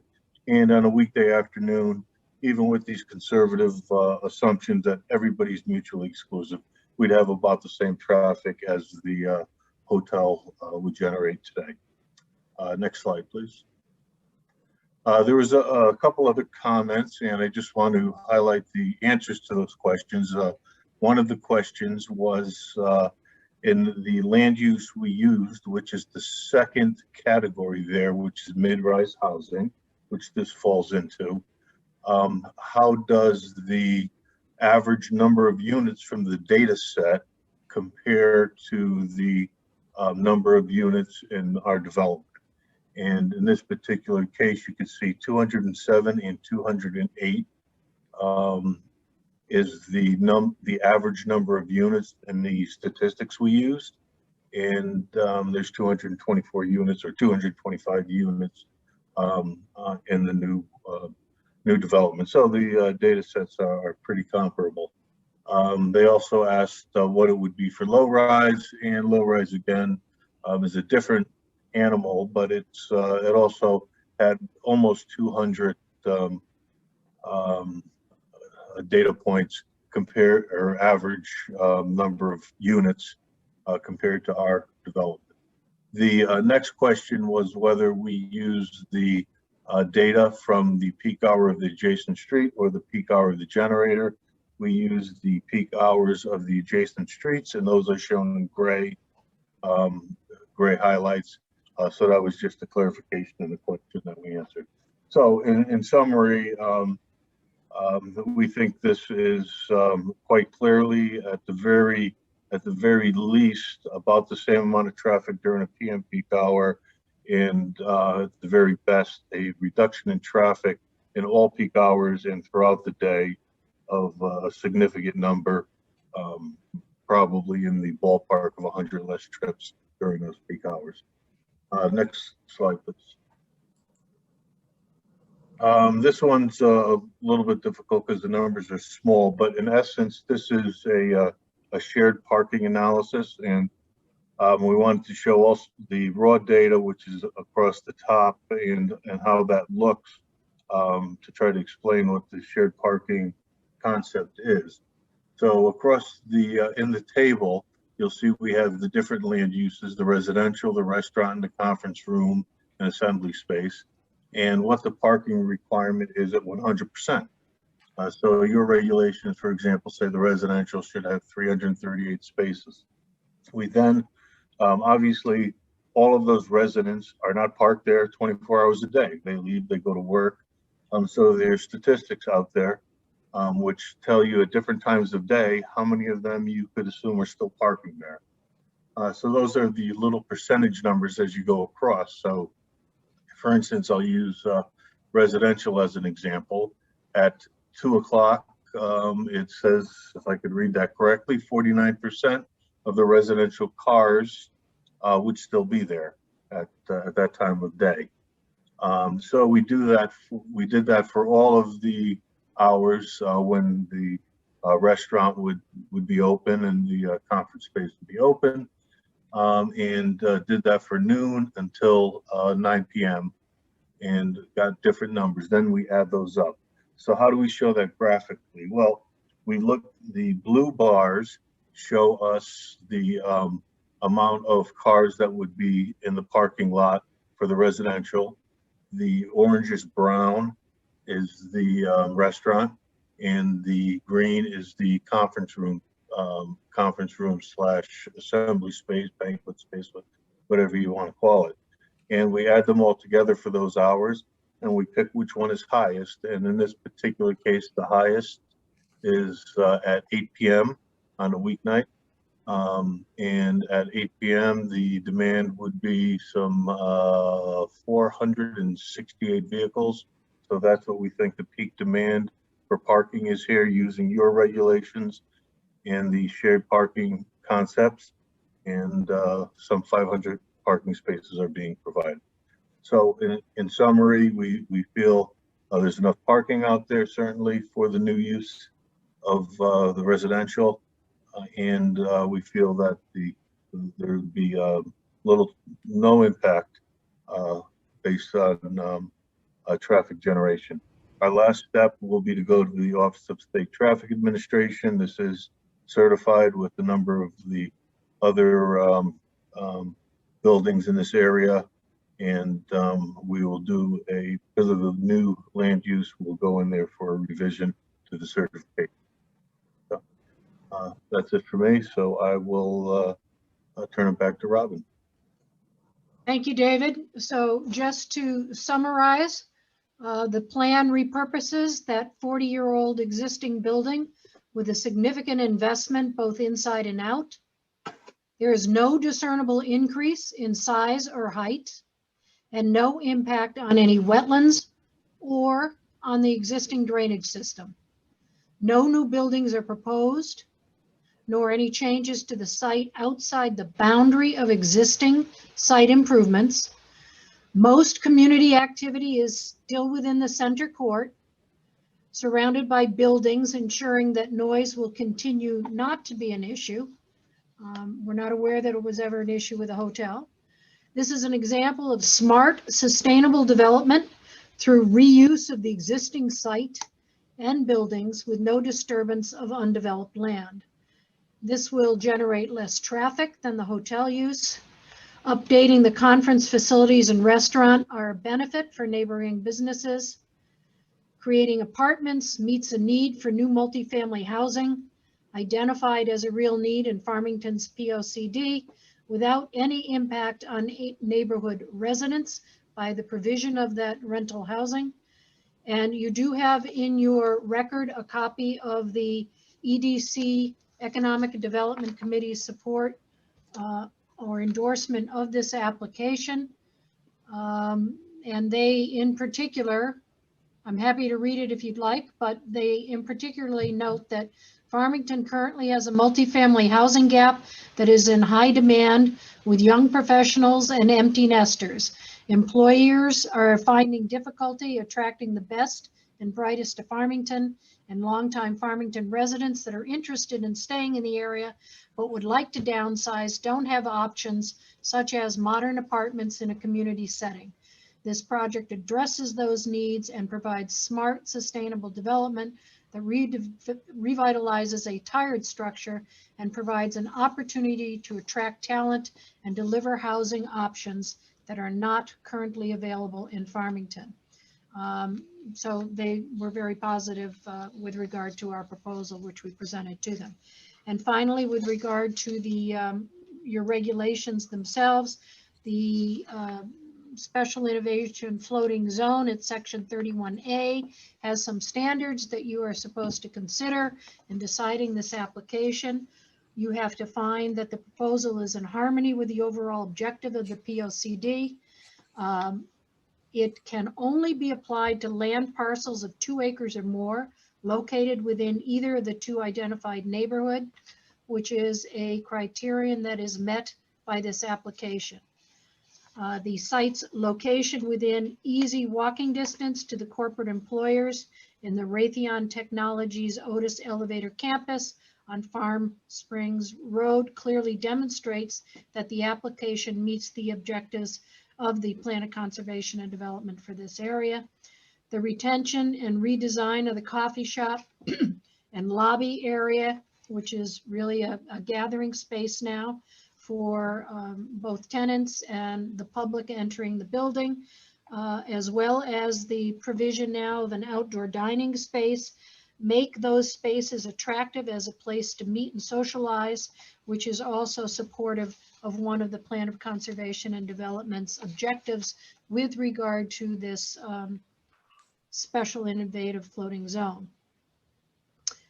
Further, approval of this application will meet the POCD recommendation that the Commission proactively take advantage of opportunities to provide a much needed supply of modern, high-tech, efficient, and small rental apartments in the Raytheon Technologies campus area, which is the area along I-84, identified as a target for that zone. The adaptive reuse of the aging hotel will do so. The second criteria you have to consider is whether or not this proposal is superior to a plan possible under the existing zoning regulation for the parcel.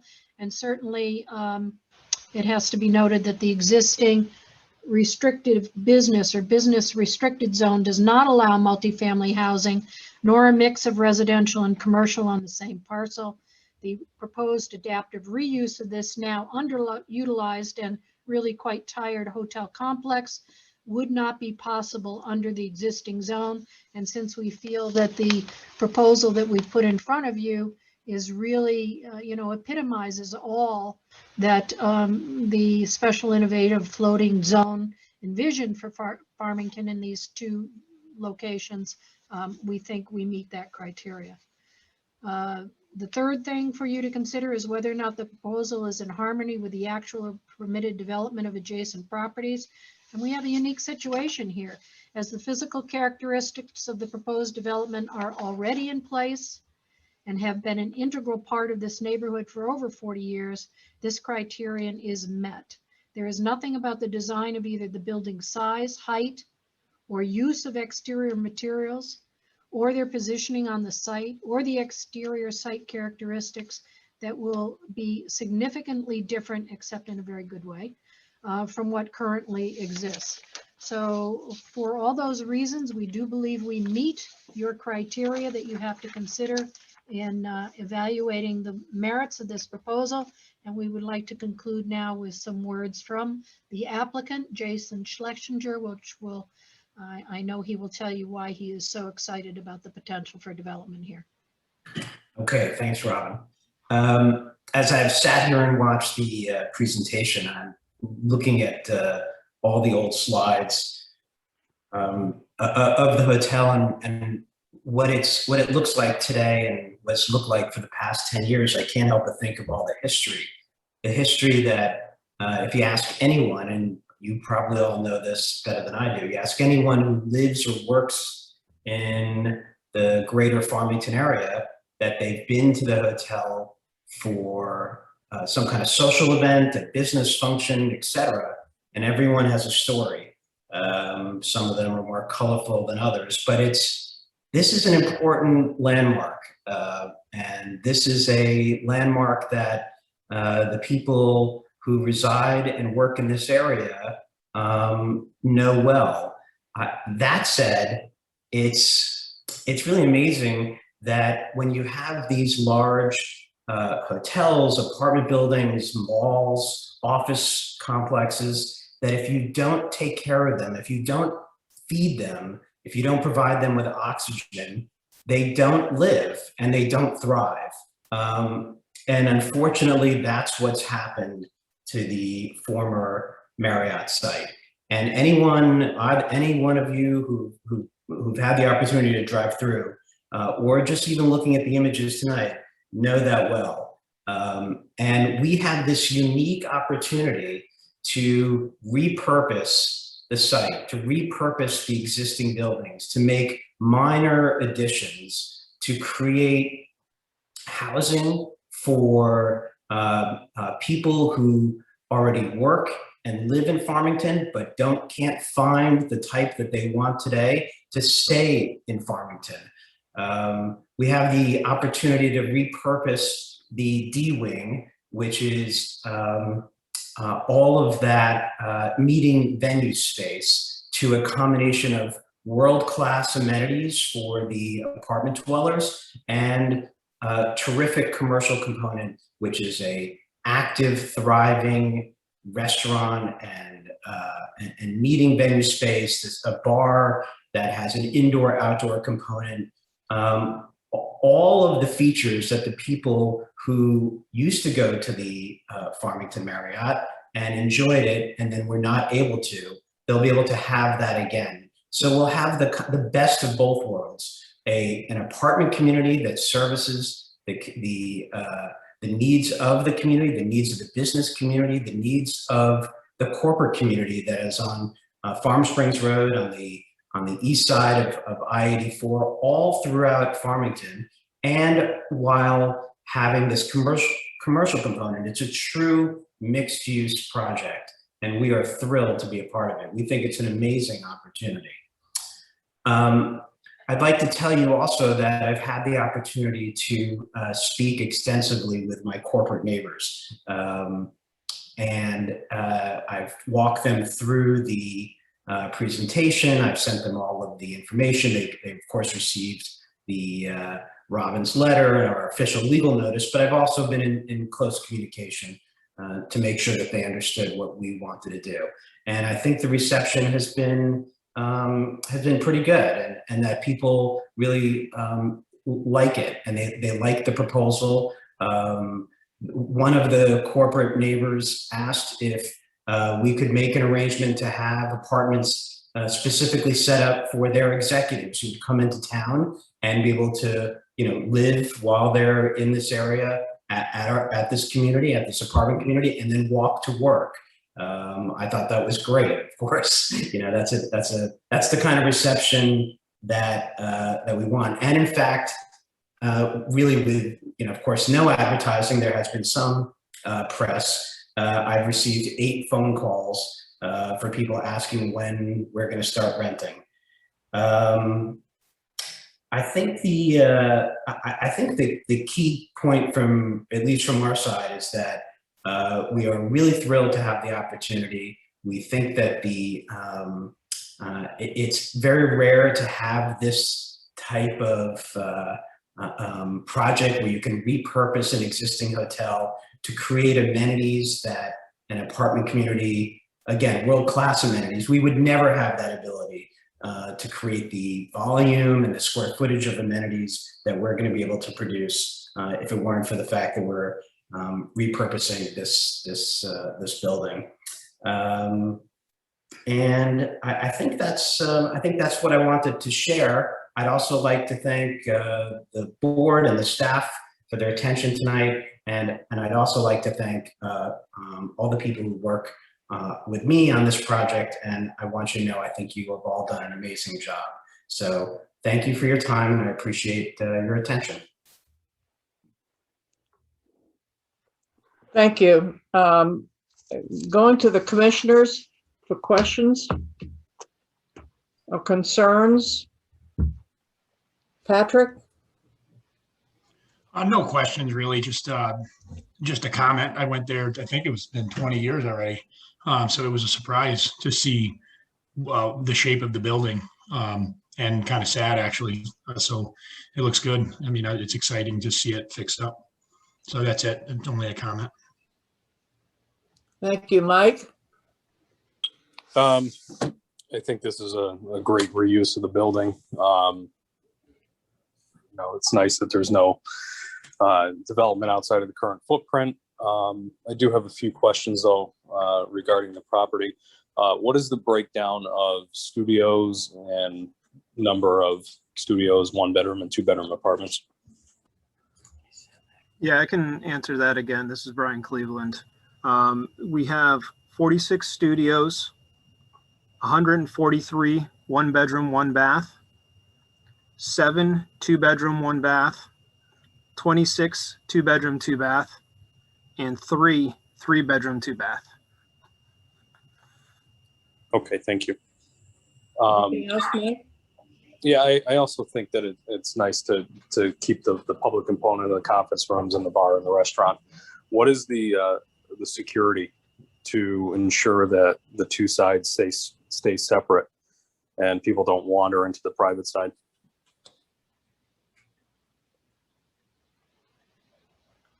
You want to take that, Jason, or shall I? Sure. Why don't you go ahead? So where the transition from the blue lobby space to the green as it goes to the north, and actually to the white as it goes to the south, there are the blue to green will have a new door added to that location, which would be a key card access door, so that the general public should not be able to get through that door without having key card access to then continue to the north to some of the amenity spaces. And similarly down to the south as you enter into the A wing piece of this. In addition to that, we are going to have, there's another 3 entrances around the perimeter of the A, B, and C building where we will have key card access from the parking areas into the stairwells for those residents to use. The last point of entry actually is within the parking garage of the E building.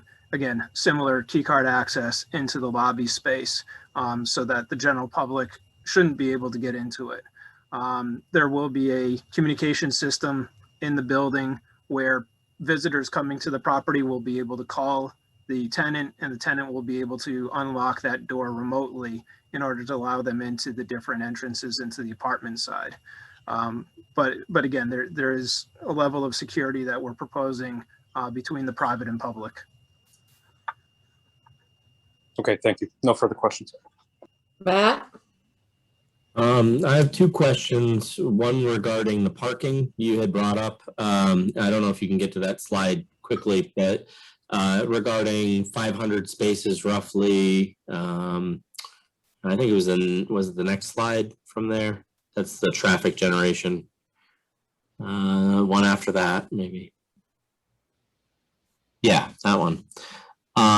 So when I'm looking in the left column where it says, well, not farthest left, but the second one in, that's parking requirements, 338, 134, 84. Are we supposed to be adding those together, or is that, can you explain that a little bit more? Because I think that's not quite, go ahead. Maybe you can explain that parking a little bit more for me. Sure. This is Dave Sullivan again. That first column where it says parking requirement, that would be the requirement at 100% of that land use. So, for example, if you added all three of those numbers together, that would be assuming that none of the parking spaces could be shared. So that would be your requirement if you did not employ the shared parking concept. Does that help? Yes, that does.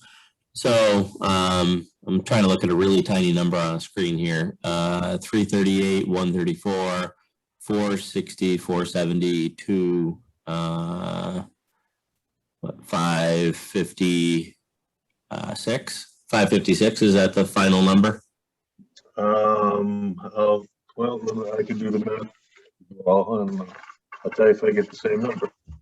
338, 134, and 84. 556. Yes, that would be the parking requirement with zero sharing. Okay, so that's not unreasonable by any means. I hadn't looked at that closely when we went scrolling through, and I wanted to go back to it and double check. 56 is not a terrible number to be above for sharing purposes. My other question is, have you done any statistics on, Mr. Graboulis brought up a great point about the different sized apartments that you have, but have you discussed what sort of generation you're going to have for the school district? What kind of, are we going to have a lot of kids that are going to be going, or what does your statistical analysis tell us about how many families might be in this development? Why don't I just start out by saying I'm familiar with a lot of studies of multifamily housing, particularly like this, and the number of school-age children that reside in those facilities is significantly low, very, very low. I can pull some studies while we're sitting here. I don't know if Jason has given that any thought at all, but it's just not typically the type of tenant that resides in a new multifamily facility such as this. Maybe it makes sense, Brian, for you to go through the apartment numbers again, the breakdown of studios, ones, and the commission will see that it's heavily weighed with studios and one bedrooms, and even the two bedrooms are very small. The project is just not conducive to having large families. This is, that wasn't what our target market is. We believe that the target market is for singles, young couples, maybe some empty nesters, and again, as Brian goes through the numbers, you can see how that sort of plays itself out. Right, and to Jason's point, we are heavily weighted towards the studios and one bedrooms. Of of all the bedroom types, for 2 bedrooms and 3 bedrooms, we have a total of 36. The rest of them are studios and ones of the 225. Okay. I know that we have a tough situation here in town where the elementary school that I think would be taking on these students is already kind of maxed out. And I think that that's going to be possibly a point of contention. So I just wondered what kind of data you had to back that up. And I mean, honestly, if you're dealing with 1-bedroom apartments and flats and whatnot, hopefully that's enough to keep those numbers down so we don't run into any further issues, or at least it'll help to, I don't know, alleviate some of the concern about that for the public. But other than that, no, I have no other questions for right now. I'm very pleased with what you presented to us tonight. Thank you. Thank you. Inez? Thank you. And kind of what Matt said, I think you guys thought about pretty much everything. So thank you very much. And I love the idea of reusing this space. And I too have a lot of memories of going to either a restaurant or wedding, whatever, at the location. The housing, is it, I didn't want to assume, but is it short-term and long-term, a combination of both? Well, this is Jason Schlesinger. No, we would certainly offer a variety of lease terms. You know, we get requests for 90 days to a year, to some people come in and ask for 2-year leases. You know, in today's world, you got to be flexible. Otherwise somebody will find something else somewhere else. So I think that's great, because I definitely see it that way too. No, I think it's a super, it's a bonus, I guess, in my opinion. The only other question I had was, are you, so you're obviously investing a lot of money, making these improvements, making the units bigger. Are you looking at solar at all? yes.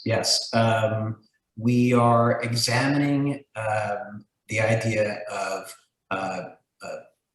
putting solar on the roofs. We have engineers studying the full impact of that. If you know, again, as you picture the whole site, we have a lot of roof area. We're also we're also studying the idea of creating carports with solar charging stations. Yeah, thanks. I mean, that's a lot of roof. And of course, we're getting east-west all day. So yes, we're deep into it. And we're going to be, as part of the budget, somewhat associated with your question, we are replacing major mechanical components of the hotel that will significantly reduce energy consumption, really significantly. So in some cases by almost half, it will be a big improvement. There's been no money spent on the infrastructure, let alone the aesthetics, for at least 10 years, and it you know, it shows that, it reflects that lack of care, that lack of investment. So if you approve it and as we build it, you come back out, you will see a significantly different approach to how one takes care of and nurtures this type of project. Thank you. And what's the timing of this if it's approved? When would you be starting, or when will this be open? Subject to your approval, we will be working the next day. And then these will be available, you think, this year, or? It'll be, you know, it's our hope that it'll be in the spring of 22. Okay. And I'm sorry, I seriously did come back from vacation today, and my brain is backwards a little bit. You have experience with big projects like this? Yes. I should have done an introduction. We, Copperline Partners, are my business, and CLP Farmington, which is just the entity that we set up to, of course, buy this project. We specialize in repositioning, building large multifamily assets.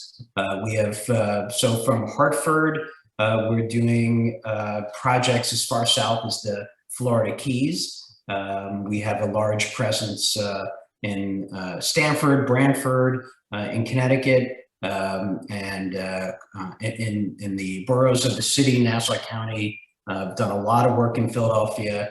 Big projects. That's 1,000 apartments in one location, 500 here. Very large repositioning efforts. And then we've also done some boutique projects. The smallest one I've done is 12 on Gramercy Park in Manhattan. So, Excellent. a little bit of everything. But the scope, it sounds like it fits nicely with your portfolio. Yes. Okay. All right. Thank you very much. I'm all set. Thank you. Scott?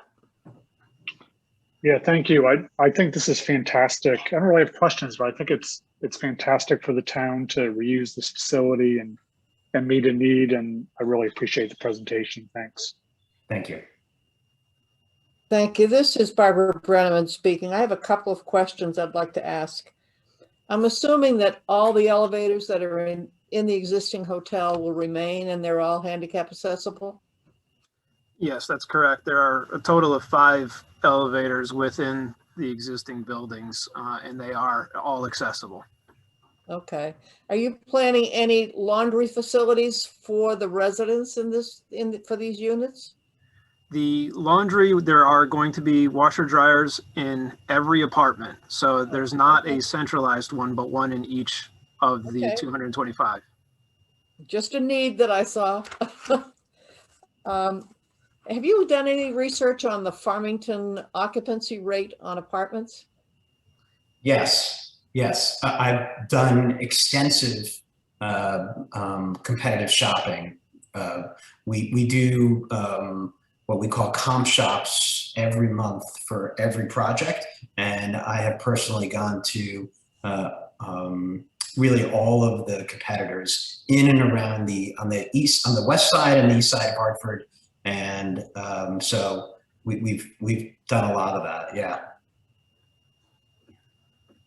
So the occupancy rates are acceptable in your feasibility study, that you feel Yes. The need is there? Yeah, correct. It's not just, I think that there is a lack of contemporary product to service the greater market between in the western suburbs. Farmington itself, I think, has a need for additional multifamily housing. The employment base, the corporate base is very strong, as you all know better than I do. And I think that the need is there after speaking with our corporate neighbors and understanding what their needs are.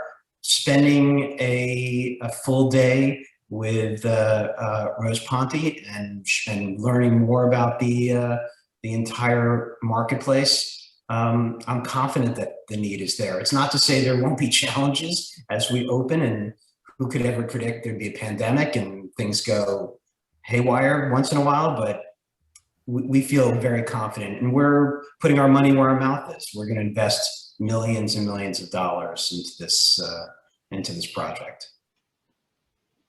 Now, I also assume that this building is young enough that there's no asbestos? No, it's actually totally clean. Okay.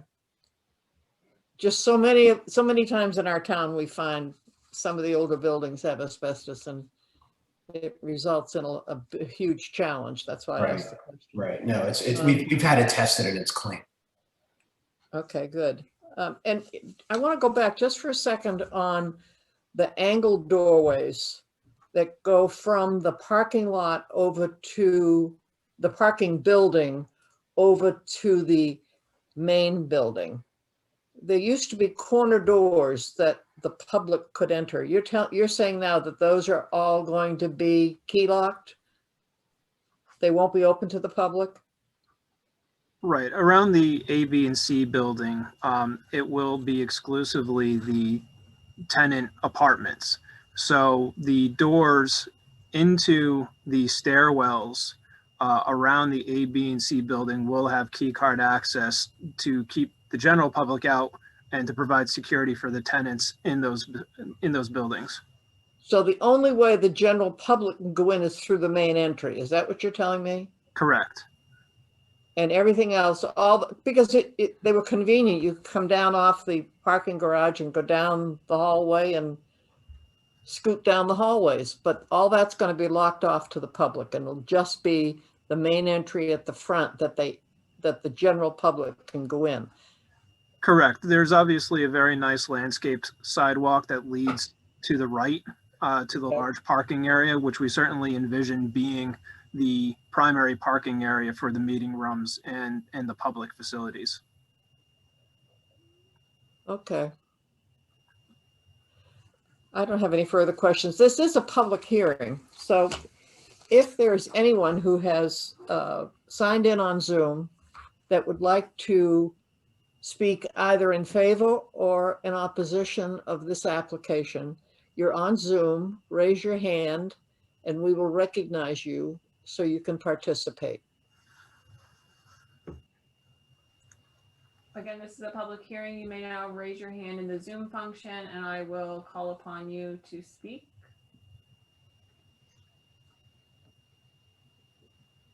There are no hands raised at this point in time.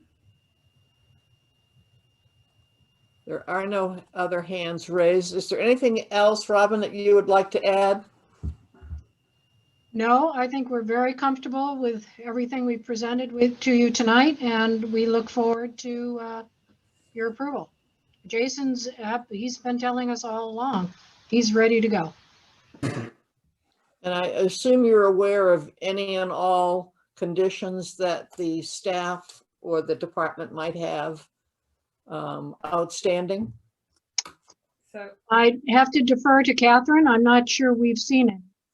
So town staff received a letter Wednesday night from Robin. We received updated plans from the applicant on Thursday afternoon. Bruce and I have been busy trying to comprehensively review them to make sure that the comments we had submitted have been addressed. Based upon our review, we have not submitted a formal letter to the commission or the applicant because a comprehensive review has not been completed at this time. According to our review so far, some of the conditions and comments have been adequately addressed, but some have not at this point. Okay. It is under my recommendation that the hearing remain open until town staff has the opportunity to comprehensively respond to all of their responses to us and make sure that it's all documented within the plan set. If I may, I know timing is critical on this for a number of reasons that relate to. I can't hear her. Would you mind speaking up, please? I know that timing is critical on this with regard to a number of reasons on behalf of Copperline and CLP Farmington. Is there, because of the de minimis nature of what we're proposing here, because much of this is existing, is there any possibility, because I'm sure we'd be very comfortable if there was anything that you found that was a particular problem with this application? We don't think there are any. We would be willing to work those matters out with staff and make appropriate changes to the site plan. But we've shown where the additions, the filling is going, but the infill between the piers. We've demonstrated that impervious is reduced. We have no wetland impacts. Landscaping is only a positive change. Most of the internal configurations I don't think are something that would be of a terrible concern to staff with regard to this. If there was some condition that was required of us that we could not meet, we would be willing to come back to this commission. I just don't see what the outstanding issues are that really would make any kind of sense to go another month, because you're not meeting again for, We meet on July 12th.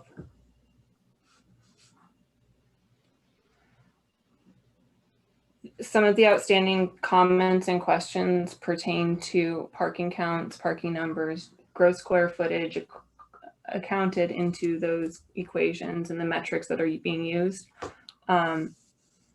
I will say it again, it is town recommendation to keep this hearing open until we can confirm that the comments are annotated and properly documented within the plan set that we have on record.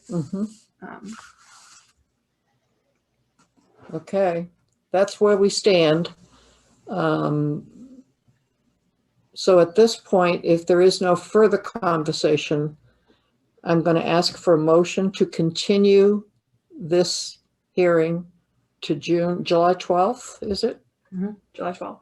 July 12th, 2021, for the completion of any and all open conditions. May I have that motion, please?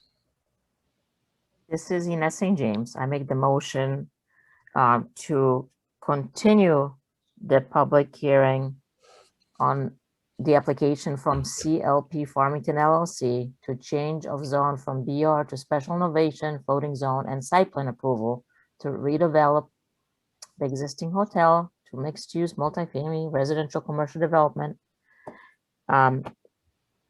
to allow time to address open items and town staff to respond. And the request is to extend to July 12th as the next public hearing date. May I have a second, please? Matt Pogson here with a second. Does everyone understand what we're voting on? Yes. Yes. All in favor? Aye. Aye.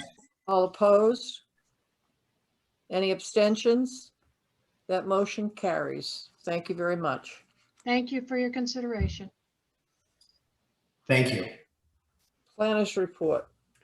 Yes, so I believe it was our last meeting. I had brought up the movie nights at the Polo Club. So Bruce and myself went and met with their staff. I got a tour of how they're setting up and organizing the Polo Club events. And I got a comprehensive list of their events on site. So it includes their polo matches, their fundraisers, which they are allowed within their special permit, but then also the movie nights, which we had provided flexibility under their approval during COVID to provide for community activities.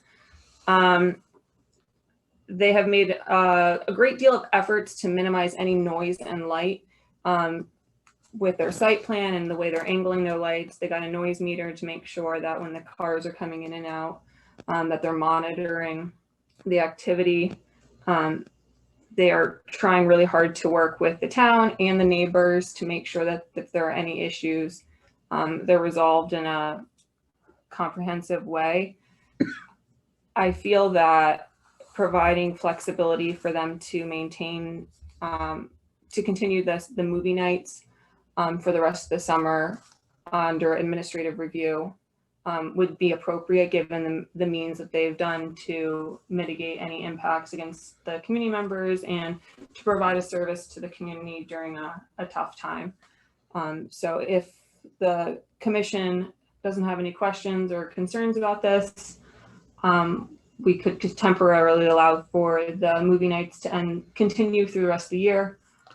Or they also said that they would be happy to come in and provide a presentation to go through their events and what they're doing on site, so you all feel comfortable with the different fundraisers and events that they're doing on campus, because they were approved 5 years ago and haven't been back in for substantial. Yeah, I was just gonna say we might do both. We want, we might want to sit down and chat with them again. Yeah.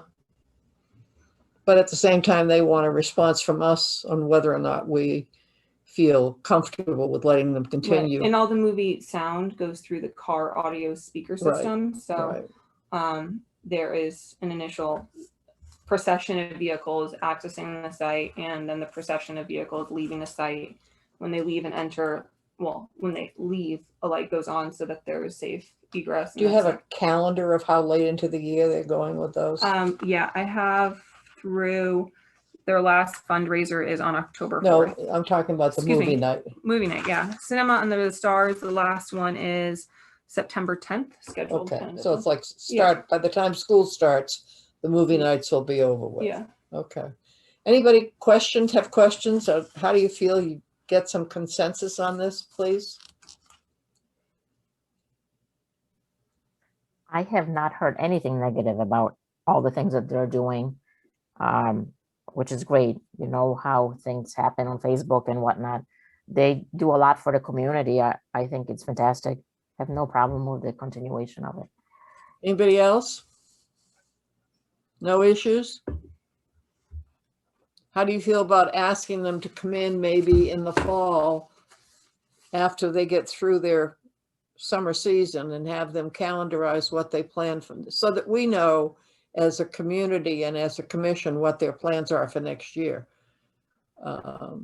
It's, you know, they seem to be successful operation over there, so we need to keep tabs and make sure that they're within the regulations and not doing any damage. Yeah, So- just to clarify, they have been given basically unlimited rights for polo events. That's the primary use of the facility. And then they were, within their approval, allowed for 12 charity events on the facilities. So that's kind of where we're struggling with this flex zone of the movie nights are all the proceeds go to charity, but there's obviously that sets them over their 12 allowable. So I think that's where we want to make that's where the sure, we want to conflict make is. sure Yeah. that as we move forward, everything is, within a proper approval and that the Town Plan and Zoning Commission is aware of their activities. I mean, it's not a given that they would be allowed to have movie nights this year or next year. That was a last year favor because of COVID. So I think everybody needs to understand that it's not a given that we have to allow it. So it's a consensus from this commission that we allow them to finish out this year Mhm. with their planned schedule. I'm totally for it, and I do think that life will never be the same. I know it sounds like a song, right? With COVID in a lot of ways, and maybe this is something that does stay. But I think getting them here is probably a really good idea. I agree with that. No objections by anybody? Nope. Okay, the consensus is they can go forward this year. Okay. And And then then we'll try to bring them in. look forward to seeing them after our break and see what's going to be going on, how much activity is there. And, Oh, anything good, else? another break. That's it for me tonight, everyone. Thank you. I need the minutes, please. May I have a So, motion? Madam Chair, Matt Pogson, just for a second.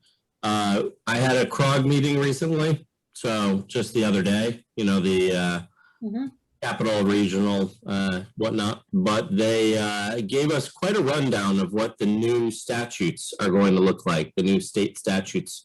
We had a lawyer who presented that all to us with some pretty interesting stuff that I think that the commission might want to know about.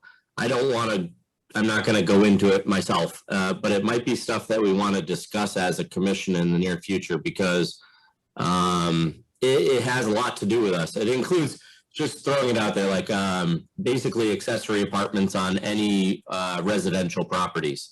That's what the lawyer was saying. And also 4 hours of schooling for all of us in the future to remain on the commission.